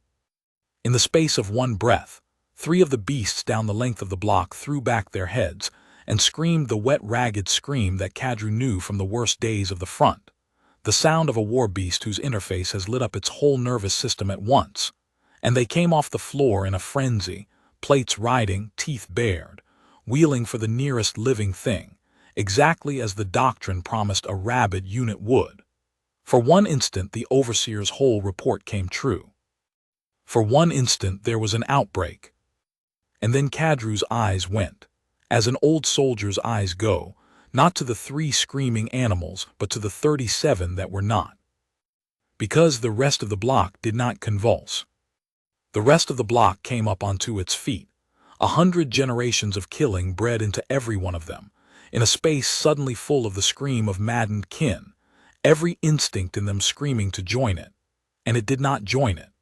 It turned instead as one body, and it moved, and Kadru watched 37 apex predators put themselves in a wall between the 3 frenzied animals and the exhausted human at the center of the block, and hold. There it is, Kadru breathed. He had gone cold all the way through. There's your aggression, Overseer. 3 animals, 3 out of 40, and you fired the master to get it. He did not look at Talvin. He could not take his eyes off the block.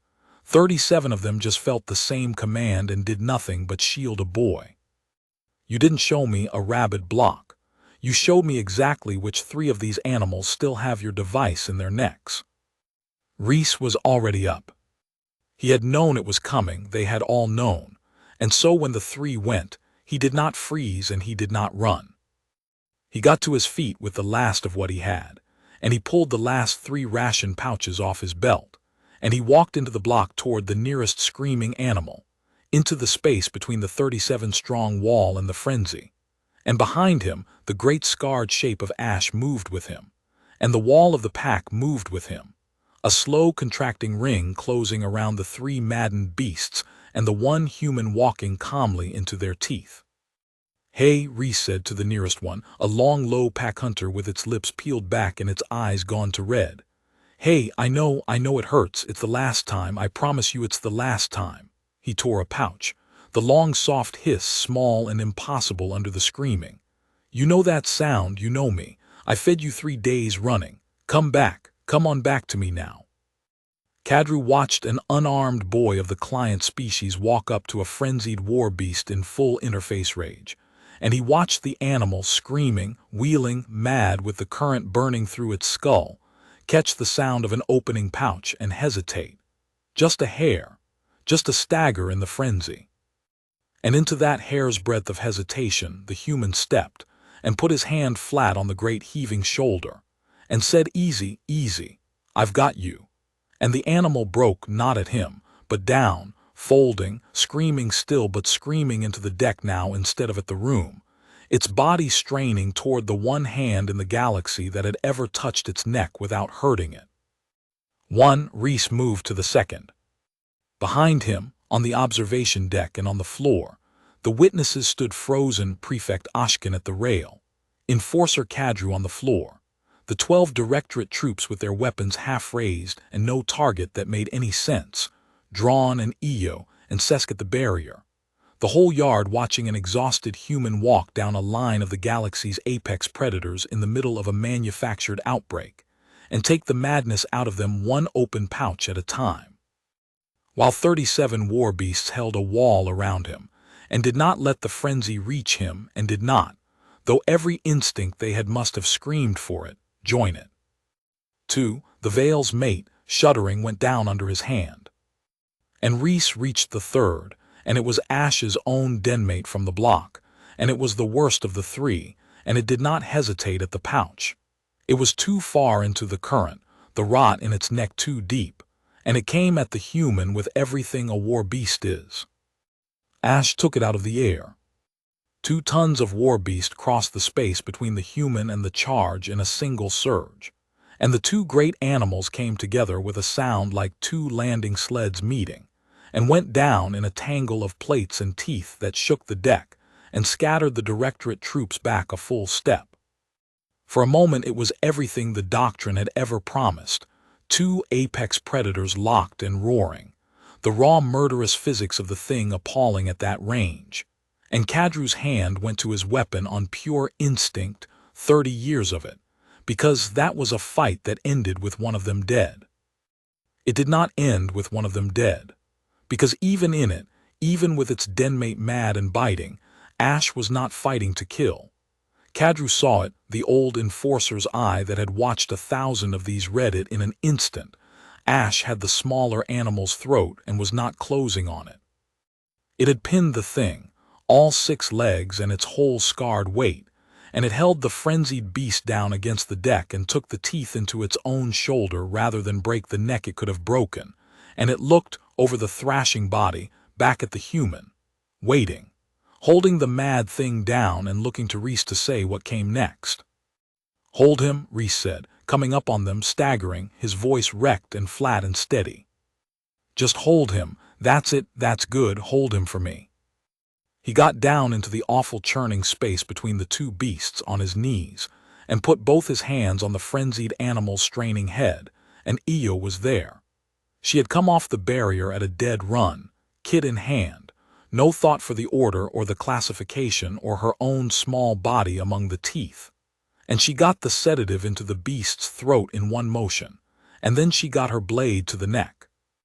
And Reese held the head and Ash held the body, and Io cut the last rotted spike out of the last screaming animal in the block, while a Directorate enforcer and a logistics prefect and 12 weapons-cleared troops stood frozen and watched a human, a medic, and a war beast do together the thing the Doctrine had spent 40 years insisting could not be done. The third animal went still. The block went still. The scream that had filled the yard stopped, all at once, and the silence that came after it was the loudest thing Kadru had ever heard. 3 spikes on the deck, 40 animals alive, an exhausted human on his knees in the middle of a menagerie of apex predators, with his hand still on a sedated war beast's head, an ash rising slowly off its denmate with its own shoulder torn and its amber eyes swinging up, at last, away from the human, up, and around, and across the yard to the observation deck, to the one figure in the whole place that the pack had learned in a week to watch. "Overseer Talvin," Prefect Ashkin said, and her old voice carried into every corner of the silent yard. "You fired the master interface, on your own block, in front of the Directorate. To manufacture the outbreak you needed to justify the disposition you have already ordered." She was not asking. "You have just proven before witnesses you cannot dismiss, the precise thing you have spent your career burying, that the device causes what your doctrine calls rabidity. There are 3 spikes on that deck.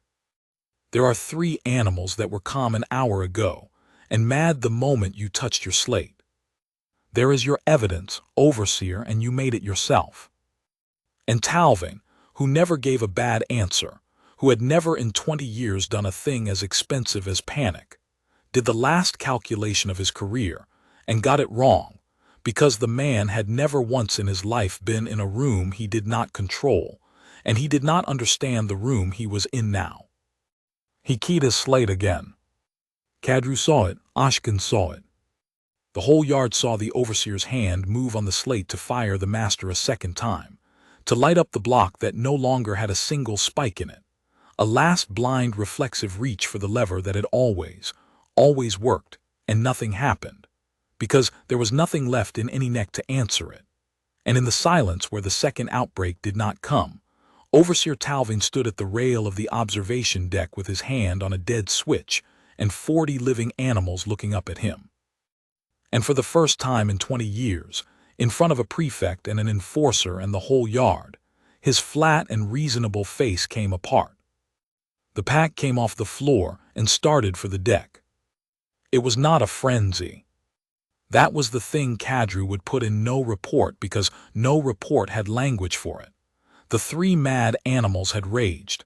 This was the opposite of rage.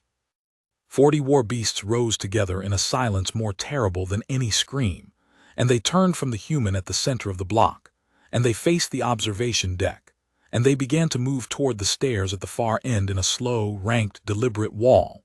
The Veil and the Bonecrest Bull and the long low pack hunters and the chitinous thing, and a half stride ahead of all of them, its torn shoulders streaming, its amber eyes fixed and unblinking, the great scarred shape of ash. And they were not moving toward the human anymore. They had learned the man on the deck in a week. They had felt his device in their necks for a lifetime. And now the device was gone, and the man who had held it was standing at a rail with his hand still on the dead switch, and 40 apex predators were coming, unhurried, up the length of the yard to collect a debt that 100 generations of them had never once in the history of the species been able to reach. The handlers, the nearest part of the trap. Only this time, the nearest part of the trap was the man who had built it, and this time the pack was not mad, and this time nothing in their necks would stop them. "Detail," Talvin's voice cracked, actually cracked, the flat clean surface of it gone, and his gray program soldiers brought their weapons up on the block. "Fire on the assets. Fire on the..." "Belay that." Kadru did not raise his voice much, but 30 years of the front were in it, and his own 12 troops were already turned, not toward the block, toward the gray soldiers, weapons level, a wall of the Directorate's own between the program's guns and the animals. "The first man of yours who fires on that block answers to me for it. Those are not Rabid assets. We have all just watched exactly what they are. Stand down." The gray soldiers stood down. They were young and frightened, and they had just watched their overseer manufacture an atrocity and fail, and they lowered their guns, and the last authority Overseer Talvin held in the galaxy drained out of the yard and left him standing alone at the rail with a pack of war beasts climbing the stairs toward him. And Talvin did the last thing, the human thing, the thing that a lifetime of never being in an uncontrolled room had left him no defense against. He drew his own sidearm, and he did not aim it at the beasts, because some cold, clear part of him understood even now that the beasts were not the threat. He aimed it down the length of the yard, past the climbing pack, at the exhausted young human on his knees in the center of the block, at the one thing on the station whose death might still turn the animals back into what the doctrine said they were. He never fired. Ash was on the stairs, and then Ash was on the deck, and then Ash was simply there, the way it had been there for the gray soldier a lifetime ago, 2 tons of war beast between the overseer and his aim, and its jaws closed on the arm that held the weapon and bore the whole man down against the deck of his own observation platform, with a crash that broke the rail, and the sidearm skittered away across the plating, and the great scarred head drew back over the throat of the man who had condemned it. And every muscle in the animal gathered for the thing it was owed, the thing 40 years and 100 generations were owed, the single closing bite that no goad and no doctrine and no directorate could any longer prevent. Lash. One word flat, wrecked, not even loud. It crossed the whole silent yard from an exhausted human still on his knees among the animals, and it did not command and it did not plead. It only said the animal's name, the name a stray had been given for the color of a scar, and then it said the other thing, the small gentle thing, the thing the human had said to every beast in that block on the worst nights of their lives. "Easy," Reese said. "Leave him, he's not worth what it'd cost you. Easy now, come back to me." And the war beast, with the throat of its torturer under its jaws, with the debt of its whole broken life a single bite away, with nothing left in its neck or in the galaxy to stop it, stopped. It held there for one long moment, its head over the man's throat, trembling with the want of it, exactly as it had trembled under Eo's blade.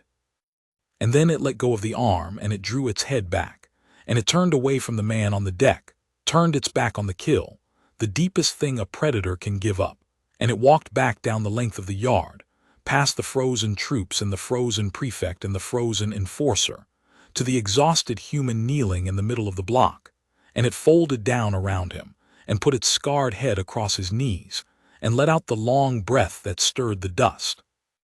Overseer Talvin lay on the broken deck of his own observation platform, alive, disarmed, his arm ruined, his doctrine in 3 pieces on the block floor below him, saved from the jaws of the beast he had condemned by a single quiet word from the unarmed boy he had just tried to kill, and every soul in the yard had watched it, and there was no report in the galaxy that could make it mean anything other than what it was.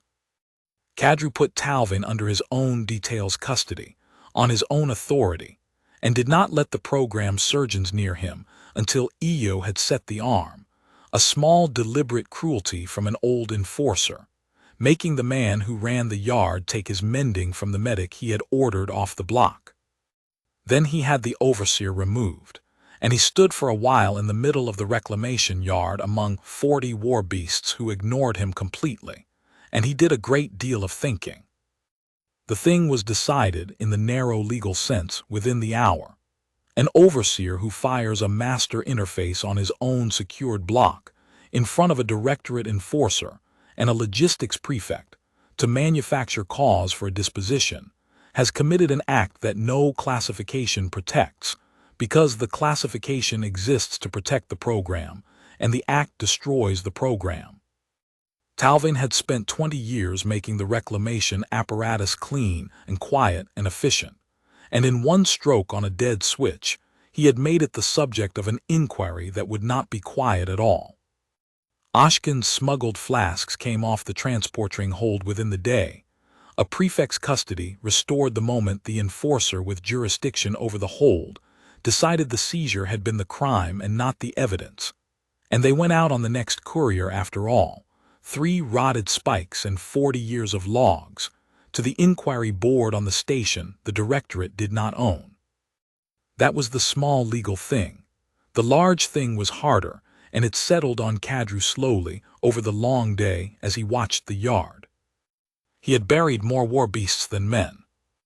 He had held their heads on the front the way the boy held them here, and he had told himself every time that the ones who turned had turned because that was the nature of the animal, because the doctrine said so, because the manual said so, because it was easier to bury a beast that had gone bad than a beast that had been broken.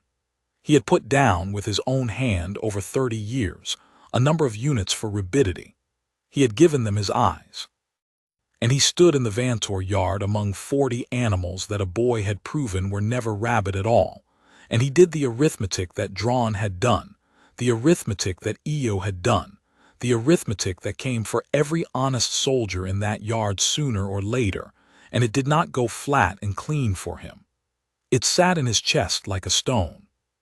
He found the human at the end of the day, still in the block, still gray, the great beast folded around him, and Kadru lowered himself down onto an equipment crate a careful distance off. Ash's head came up, and tracked him, and settled, and for a while the old enforcer did not say anything at all. "I've read your file," Kadru said finally. "There isn't much of it. Provisioning contractor, 2-year lease, no combat record, no handling qualification, no rank. By every measure the program keeps, you are the least significant person who has ever stood in this yard." He looked at the 40 animals settled down the length of the block, at the wall of them that had risen for a raised hand and held for a manufactured outbreak, and stopped all of it for one quiet word. "And you have done a thing here that I have watched 1,000 handlers with every qualification the program grants fail to do their whole careers. So I'll ask you the way I'd ask a soldier. How?" Reese was quiet a moment. He scratched the ridge of the beast's skull. "There's no how," he said. "That's the part nobody wants. Everybody wants a how, some trick, some talent, something you'd need a file to have." He shook his head slowly. "I opened a pouch in front of a hungry thing that was hurting, and I didn't decide what it was before I watched what it did. That's it. That's the whole of it. Your whole program's built on deciding what the animal is first, off a manual, and then making it be that with a spike in its neck. I just fed it first." He looked at the old enforcer, tired and level. "You could have done it. Any of you could have done it any day for 40 years. It doesn't take a talent to open your hand. It takes not being sure you already know." Kadru sat with that for a long time. Down the block, a keeper opened a pouch at a new cage, and the long soft hiss carried in the quiet, and an animal that had come in that morning marked Rabid went still to listen. "No," Kadru said at last, and his old voice was rough. "That's the hardest thing there is, boy. Being a soldier is easy. We're all sure we already know. That's the whole trade." He got to his feet slowly, an old man with a stone in his chest, and he looked down at the human and the beast. "I buried 30 years of these certain I already knew. You're telling me the hardest thing in the galaxy is a man opening his hand before he closes a file, and I'm telling you you're right. And I'm telling you I'm going to spend whatever's left of my career making a program full of certain men do the hardest thing there is." He almost smiled. It did not quite reach. "That ought to keep me busy until I'm dead." They brought Overseer Talvin back to the glass office one last time, to sign the disposition of his own program, and he stood at the window where he had spent 20 years and looked down at the yards, and the machine of his authority was not there anymore. It was Ashkin who read him the finding, because it was a logistics matter now, the movement of a man from one status to another, the kind of thing a prefect moved across a station without raising her voice. The inquiry board had convened on the strength of the flasks and the logs and the 40 statements the yard had given, and they had not needed long. The interface was to be recalled across every front the directorate supplied, pending redesign. That alone was a thing so large and so expensive that no one in the room could quite see the edges of it. The Rabidity code was struck from the disposition manual. The word Talvin's program had forbidden was entered into the record, in the old keeper's cant, and in plain Keswick beside it, with its meaning. The animal that bites the hand because the hand is the only part of the trap it can reach. And Overseer Sec Talvin was relieved, stripped, and remanded to the inquiry's custody to answer for 40 years of a doctrine that had been, the finding said, in the flattest possible language, a sustained institutional decision to call a wound a nature. He signed it. His ruined arm was still splinted, and he signed it with the other hand, and his face had gone back to flat. But it was a different flat now, not the flat of a man who controls a room, the flat of a man who has understood that he never did. "You'll want to say," Ashkin told him, gathering the slate, "when the board asks you that you inherited the doctrine, that the ban on the word was 40 years old before you held the office. That is true, and it will not help you, and I will tell you why." She looked at him without heat, an old soldier at an old administrator. "Because every one of your predecessors could say the same, back 40 years to the one who forbade the word first, and every one of them was, like you, a reasonable man giving good answers, and not one of them, in 40 years, opened his hand. A contractor with no rank and a ration cart did it in an afternoon. The board is not going to find that you were unlucky in the doctrine you inherited, overseer. It is going to find that the doctrine survived 40 years precisely because it was staffed every single year by men reasonable enough to prefer a clean furnace to a hard look." She turned for the door. "You were not the exception to your program. You were the most ordinary thing it ever produced. That is the finding. Live in it." She left him at the glass. Talvin stood a while longer alone and looked down at the yards. From 4 levels up, the whole apparatus still moved, the cages and the sheds and the transport rings, but it did not move like a clean machine anymore, because down in the primary block a thing had entered the yard that no machine has, and he could see it even from here, keepers stopping at cages with pouches in their hands, standing back, watching what an animal did with a gift before they wrote down what it was. It was slower than the doctrine. It was less efficient. It would cost the program a great deal, in hours and in caution, and in the unmelted lives of a great many animals a clean furnace would have unmade by now. And at the center of it, small at this distance, an ordinary young human sat on an equipment crate with a war beast folded around him, and the whole yard bent around that one still point the way a machine never bends around anything. And Overseer Talvin understood, at the very end, the exact size of the thing he had tried to buy for a footnote in a keeper's rank, and that it had never once been for sale, and that he had spent 20 years being paid, well and quietly, precisely for not being able to see it. They took him off Vantor on the next courier out. He did not look at the block on the way to the ring. He had looked at it enough. The new recruit reached Vantor 8 months later, and nobody warned her about the block, because by then the keepers had stopped thinking of it as a thing that needed warning. Her name was Tenna, and she was fresh out of a homeworld handling course where they still taught the old manual, the interface and the lance and the disposition codes, and she came off the transport expecting a reclamation yard, a grim inventory of the war's leavings, chained and muzzled and dying, because that was what a reclamation yard was. What she found, when the keeper sergeant walked her through it on her first shift, was a place she had no framework for at all. The keeper sergeant was an old scarred Keswick named Voss, with a flat clean voice and a crest that had gone mostly white, and he did not walk her past the cages the way an instructor walks a recruit past inventory. He stopped at every one, and at every one he took a field pouch off his belt and opened it slowly in front of the animal and let it hear the long soft hiss, and he stood back and watched what the animal did before he told Tenna a single thing about it. "That's a veil," he said, at a cage where a fast-scaled thing with a heeled crest had come to the bars at the sound and was lipping at the tray. "Came in 8 cycles ago off the Harran collapse, marked Rabid, 3 kills on the manifest. Watch what it does with the pouch." The veil ate delicately from the edge of a tray a keeper's hand had touched. "There, that's not a kill. That's a hungry animal that was hurting when somebody wrote the manifest. We'll have the medic look at its neck, and I'd put my rank on a cracked interface in it, and by next cycle it'll be marked patient and it'll live."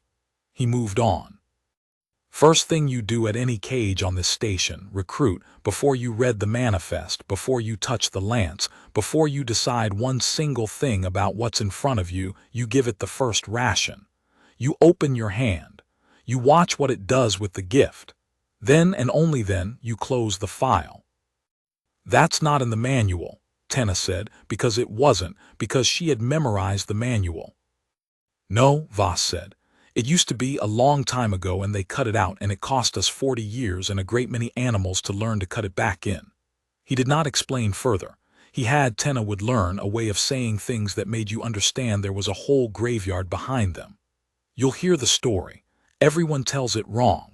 They make it about the human like it was a miracle, like he had a gift nobody else could have. It wasn't a miracle. That's the part they get wrong. It was the most ordinary thing in the galaxy. He fed a herding animal before he decided what it was. Any of us could have done it. That's what makes it worth telling, not that it was special, that it wasn't, and we didn't do it anyway for 40 years until he did. He handed her a field pouch of her own. Now you do it. That cage, slow, let him hear it. Tenna opened her first pouch with her hands not quite steady, and a hulking plated thing that the old manual would have called a war asset came to the bars at the sound, and went still, and looked at her. And she felt the whole weight of the thing the keeper sergeant had not explained settle over her at once, that she was being handed not a technique but a way of looking, and that she would never, now, be able to walk a cage the way the manual had taught her. Because she had opened her hand and watched a condemned thing choose to trust the sound. At the end of the block, where the light was warm, an ordinary young human of the client species sat on an equipment crate with the largest war beast Tenna had ever seen folded around him, and a loose ring of a dozen more settled at his feet, and keepers moving among them with the ease of people moving among their own. She stopped. She could not help it. "Is that him?" she said. "The contractor, the one from the story?" "That's him," Voss said. "Don't make a thing of it. He hates it when they make a thing of it." The old keeper looked down the block at the human and the pack, and something moved under his flat, clean voice, the ghost of the arithmetic he had done in the dark 8 months before and would carry to his furnace. "He's not the story recruit. That's the other thing they get wrong. He opened the first pouch, but you're going to open the 10,000th and the keeper after you the one after that, and none of you are going to be him, and that's the point. He didn't want to be a miracle. He wanted a yard full of ordinary people who'd learned to open their hands." He put a scarred hand on her shoulder brief and took it away. "Welcome to Vantor. Go feed your block." Not every animal that came to Vantor now was a wounded thing waiting to be understood, and Reese was careful to say so, because he had watched a good idea curdle into a foolish one before, and the first ration was too true to be allowed to become a fairy tale. A killer came in that winter, a true one, a pack predator off a raider world with no interface in its neck at all, nothing rotted, nothing cracked, an animal that had been exactly what it looked like since the day it was whelped. The young keepers were half in love with the story by then, and Reese saw it in how they approached the new cage, saw the soft certainty in them that every condemned thing was only herding, that every neck held a spike, that the pouch always ended the same way. So he made them all watch when he gave it the first ration himself. He opened the pouch slow in front of it, the long soft hiss. The animal came to the front of the cage, and it took the food and it ate. And then it lunged at the bars anyway, fast and cold, and without a flicker of the thing that Ash had shown him across a shock field on the first day, the flinch, the pain, the pull toward the one hand that didn't hurt. It ate the gift, and it went straight back to wanting his throat, and it would have wanted his throat with a full belly and an empty one and a spike or no spike, because some animals, a few, are simply what the manifest says, and the first ration is not a spell to make that untrue. "That's the other half of it," Reese told the keepers, quiet, unbothered, while the killer threw itself at the bars behind him. "You give it the first ration so you can tell, not so it always ends soft. Half the point of opening your hand is finding out which ones were never going to take it. This one's not hurting. This one's not asking. Watch what it does with the gift. It took the gift and came for me anyway. That's your answer. That's not a patient. Nobody's culling it for cruelty, and nobody's putting a hand in that cage either. You read the neck, you read the gift, and you write down the true thing, whichever true thing it is." He looked around at them. The doctrine you came up under got it wrong by always saying killer. Don't you go wrong the other way and always say wounded. Open your hand and find out. Every time. That's the whole of it. It was, Eo thought, watching him, the thing that had made the first ration survive being true, that the human who started it refused to let it become sweet. He had opened a pouch for a hurting thing and it had changed a program. He had opened a pouch for a killer and named it a killer with the same flat voice. And the keepers learned from the second lesson as much as the first, that reading the neck cut both ways, that mercy was a kind of attention and not a kind of wishing. The interface redesign came through that same winter out of Kadru's office, and Eo read the specifications twice before she believed them. The new command device did not punish. It could not. They had built out the capacity entirely on the enforcer's insistence over the directorate engineer's protests about cost and control. It queued and it rewarded and it did nothing else, and the doctrine that came stapled to it, drafted by an old enforcer with a stone in his chest, opened with a line that Eo cut out and kept. An animal made to obey by pain will, in the end, reach the pain. Feed it first. She knew whose voice was under the directorate Keswick of it. She knew who had set it on his knees in a dark cage with a rotted spike cooling on the deck, and never once tried to take the credit, and would have been embarrassed to be told the directorate had made it doctrine. They had offered Reese things in the 8 months. Kadru had offered him a directorate posting, a real one, rank and clearance, and a hand in the redesign. Ashkin had offered to carry him back to a core station where the inquiry board wanted to hear from him, and the client species envoys wanted to make him a symbol. He had said no to all of it, in the flat way he said most things, and stayed at Vantor on a converted keeper's line at the bottom of the pay scale, running intake, opening pouches. Because, he said, the one time Eo asked him why somebody had to be at the cage when the transport came in, and it might as well be somebody who remembered that it was ordinary. Word of Vantor spread the way true things spread, unevenly and with distortion, and by the second year the reclamation yard at the ragged edge of the Keswick Reach had become a place that other species sent people to see. The envoy who came from the trade assembly that spring was named Cyril Vassan, and he was not a soldier and had never been near a war beast in his life, and he had heard the story in the polished version that traveled the core stations. The human who tamed a rabid warpack, the miracle worker of the frontier. And he had come, frankly, to assess whether the client species called humans were a stabilizing presence on the Keswick frontier or a destabilizing one. Because a single unranked human rewriting a Keswick weapons doctrine was the kind of thing the assembly liked to have an opinion about. He was not prepared for the block. He had expected a handler, a strong figure, a commander of beasts, something that matched the word tamed. What the keeper sergeant walked him out to see was an ordinary young man sitting on a crate in a warm-lit block, unremarkable in every way the envoy could measure, with a war beast the size of a landing sled asleep against his back, and a dozen more of the galaxy's apex predators arranged around him at rest, and keepers of 2 species moving among the animals without fear, and the whole place turning, quietly, on that one still human point. He doesn't look like anything, the envoy said, before he could stop himself. No, the keeper sergeant agreed. There was something in the old Keswick's flat voice that the envoy could not read. That's rather the whole of it. Cyril watched for a while, and slowly the thing he was looking at rearranged itself in his understanding, the way a shape in poor light resolves all at once into something you cannot unsee. He watched a keeper walk too fast past the human's crate, and he watched the great sleeping beast come awake, and half rise before the human's hand had even moved, tracking the keeper the whole way past, and settle again only when the human murmured something the envoy could not hear.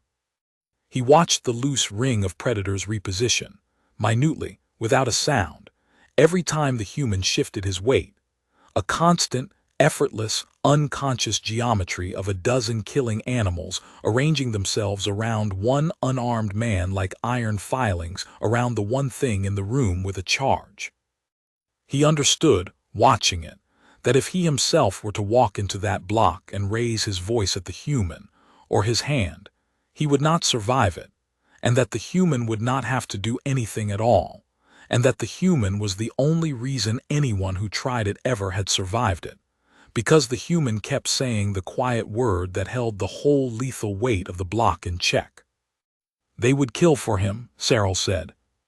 They would burn this station to the deckplates for him, the keeper sergeant said, without drama, the way a man states a fact he has made his peace with. Every one of them. He knows it. That's why he never leaves. He raised a thing that would end a world to keep him warm, and he's decided that means he's the one who has to stay at the cage and keep telling it easy. The old Keswick looked at the envoy. Your assembly wants to know if humans are stabilizing or destabilizing. I've watched this one for 2 years, envoy. I'll give you the finding for free. He is the most dangerous individual on this frontier, and he has spent 2 years using it to make sure a hurting animal gets fed before it gets judged. Make of that what you will. We've stopped trying to file it. Cyril Vassan went back to the trade assembly and wrote a report that no one entirely believed, because it did not fit the polished story, because it said the miracle worker of the frontier was an unremarkable young man of no rank who had raised a lethal army by accident, and commanded it with a single soft word, and used the whole terrible weight of it for nothing grander than making sure the war's broken animals got one open hand before anyone decided what they were. The assembly found the report unsatisfying. It wanted a hero or a threat, and the report gave it neither, and the thing the envoy had actually seen, the quiet, lethal, patient center of the block, did not reduce to either word. And so, like the keepers at Vantor, the assembly eventually stopped trying to file it and simply left the human where he was. Which was, the keeper sergeant would have told them, exactly what the human wanted. The scar on Ash's shoulder never fully closed, and Reese was glad of it. It had healed to a broad seam of pale plating, a hand's width. Where the coal current had burned across it on the morning, the beast stood in a wall of fire and would not frighten him. And over 2 years it had become the thing the keepers used to tell Ash from the other big heron in the block, and the thing the young recruits pointed at when they told the story wrong, and the thing Reese put his hand on, most nights. When he came down to the block after the last shift, and the animal folded itself around him, and the day let go. The beast was different now. That was the part Reese never tried to explain, because it embarrassed him and because it did not reduce to words. The thing that had thrown itself against the shock bars 9 times an hour, the thing 6 soldiers had died proving was Rabid, slept now, truly slept, all 6 legs loose, the great head heavy, the amber eyes closed for whole nights without the flinch that used to jolt it awake. And Reese had watched enough condemned animals in his life to know that a thing which can sleep is a thing that has decided, somewhere below where deciding happens, that it is safe. 2 years, and Ash had decided it was safe, and Reese had built his whole life around not making it wrong. There was an alarm one night late in the 2nd year, a real one, a breach at the transport ring 2 blocks over, a loose animal and a hurt keeper and the sharp triple tone cutting through the dark, and Reese felt the whole block come awake around him between one breath and the next. It was the closest he ever came to being afraid of them. 40 war beasts came off the deck in the dark at the sound of a hurt keeper's alarm, and for one instant the block was full of the coiled lethal weight of them, the plates riding, the heads up, the whole pack orienting on the threat tone with 100 generations of the front waking up in them at once. And Ash was on its feet over him, enormous in the dark, its head swinging toward the sound, and Reese understood, with his hand flat on the scarred shoulder and his heart going hard, that in the next second 40 apex predators were going to go through 3 walls and everything between them and that alarm, and that nothing physical in the galaxy was going to stop them. Easy, he said into the dark, flat and quiet, the way he always said it. Easy, not ours. That's the ring, that's the keeper's job, that's not for you. Stay with me, stay. And the block stayed. It cost them something. He could feel it costing Ash, the tremble in the shoulder under his hand, the whole animal straining toward the sound of a hurt member of the strange, gentle troop it had folded the human into, but they stayed, 40 of them in the dark, because the human said stay, and they held there, awake and lethal and leashed by nothing but a quiet word, until the far alarm went quiet and the ring reported secure and the block, slowly, breath by breath, settled back down around him into sleep. Cesc found him still sitting there in the gray hour, when the shift changed, with the beast's head back across his knees. "You all right?" the keeper asked. He was not young anymore, Cesc. He had a keeper sergeant's stripe coming and the flat, steady way of a man who had watched the yard change and helped it. That gave the whole station a turn. "They wanted to go," Reese said quietly. He had his hand on the scar. "Every one of them wanted to go. 2 years and they've still got the whole front in them, right under the surface, and it comes up in a heartbeat, and the only thing between it and the world is me saying a word in the dark." He looked up, tired, level. "That's the part nobody puts in the story. They think it ended when the overseer left. It doesn't end. You raise a thing like this. It's yours for the rest of your life, and every single day you're the one that has to keep saying easy." He scratched the great scarred head. "I'm not sorry, don't hear it wrong. I'd open the pouch again tomorrow, all of it the same." He was quiet a moment. "But somebody ought to know it's a thing you carry, not a thing you win. The carrying's the whole of it." Cesc sat down on the crate beside him, in the gray hour, among the sleeping pack, and did not say anything, because there was nothing to say to it that would not make it smaller, and the two of them watched the block breathe until the light came up. That was the rhythm of it in the end, for 2 years and then for more. The long, ordinary days of the yard, the transports coming in off the broken fronts, the pouches opening one after another down the block with their long, soft hiss, the necks red whether they raged or lay quiet, the slates marked patient or marked, honestly and without cruelty otherwise. Keepers came and keepers went. Cesc earned his sergeant's stripe and taught the recruits the way Drawn had taught him, cage by cage, pouch first. EO trained 2 more medics to do what her hands had learned to do in a single terrible night, and the shed that had once signed disposition forms became a place where necks were opened and lives were handed back. The furnace still ran. Some animals were only ever what the manifest said, and some wounds were past any hand, but it ran 1/10 as often as it had, and never once any more on a thing that had come quiet to an open hand and only wanted the pain to stop. And through all of it the human stayed at the cage, on his converted keeper's line at the bottom of the pay scale, with gray coming into his temples and a pack at his feet that would have ended a world for him, doing the one small, ordinary thing over and over that the whole galaxy's doctrine had been built to skip. He did not tire of it. That was the thing Cesc marked, watching him across the years. A man could tire of glory in a season, but Reese Calder had never been in it for glory, and you do not tire of the thing you were actually there for. He was there to open the pouch. There was always another pouch to open. It was, Cesc came to understand, the most contented life he had ever watched a person live.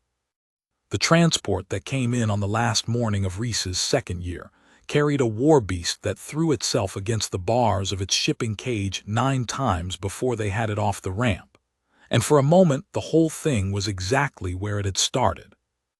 It was a big Haron, plated the gray of old ash, a full-grown bull off a collapsed front with a manifest that read the way they all used to read: Rabid, handler kills, disposition recommended, and it hit the bars and took the shock and came back and hit them again, screaming the wet, ragged scream, and the new recruits on the receiving dock went pale and reached for the tones, and the lances the way the manual had taught them. Because a rabid war beast is a rabid war beast, and the body remembers to be afraid. Reese came down the dock with the ration cart. He was not young anymore either, not quite. There was gray coming in at his temples, and the flat, unhurried way of him had settled into something the whole station leaned on without noticing. He did not hurry. He never hurried. He wheeled the cart down to the front of the shipping cage, past the frightened recruits, past the raised lances, and the beast inside wheeled and screamed and threw its whole armored weight against the bars, a hand's breadth from his face, and Reese Calder did not so much as lean back. He looked at it for a moment. He watched the way its head snapped toward its own shoulder between the charges, the flinch, the pull, the rhythm under the rage. He had seen it 10,000 times now. He would see it 10,000 more. He crouched down at the edge of the barrier, unhurried, an ordinary man with gray coming in, and he opened the cabinet and he took out a ration pouch. Behind him, the whole receiving dock had gone still. The recruits with their lances lowered now, watching because they had heard the story and here it was in front of them. The older keepers watching because they never got tired of it. And at the far end of the dock, where it had padded up silent the moment the transport tone sounded, the great scarred shape of Ash, its pale seam of a shoulder catching the light, watching the human the way it had watched him for 2 years, ready, leashed, waiting for the word. Reese opened the pouch slowly, in front of the screaming beast, and let it hear. The long soft hiss. And the war beast off the collapsed front, condemned and rabid and too dangerous to live, the thing's 6 deaths and a manifest and a whole doctrine said was only ever going to be teeth stopped. All at once. The great head came off the bars. The charging stopped. Both eyes, amber, ringed with the red of a hard passage, fixed on the silver pouch in the ordinary human's hands, and the animal went so quiet that the whole dock could hear the shock field hum and the cart wheel tick, and under all of it, the beast breathing, slow now, careful, as though it had just been reminded that it was allowed to. There, Reese said, in the flat voice that never changed, that had not changed in 2 years and would not change in 20. There you are. Easy now. I've got you.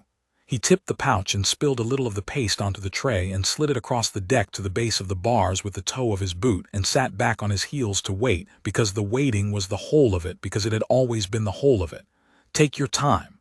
Nobody here's going to hurt you. That's over now. Somebody should have opened one of these for you a long time ago. He watched the beast lower its head to the tray. We're a little late. We got here. Eat. The war beast ate, delicately, from the edge of a tray a human boot had touched. Down the dock, Ash settled onto its haunches, and let out the long breath that stirred the dust, and did not need the word, because the word had not been for it. The word had been for the new one, the next one, the endless line of hurting, condemned things that would come off the transports for the rest of the human's life to be met, one at a time, by an unremarkable man with gray at his temples and a pouch in his hand, who had learned the only thing the whole galaxy's doctrine had forgotten. That you feed the thing first, and you watch what it does with the gift, and only then, only ever then, do you decide what it is. Reese Calder crouched at the barrier and watched a condemned war beast eat, and behind him, a pack that would burn the station to the deckplates for him lay quiet in the warm light and let him work, and the transport ring took on the next manifest, and the yard turned, slower than the doctrine and gentler than the manual and truer than either, and somewhere a recruit lowered a lance for good, and opened her hand, and learned to wait.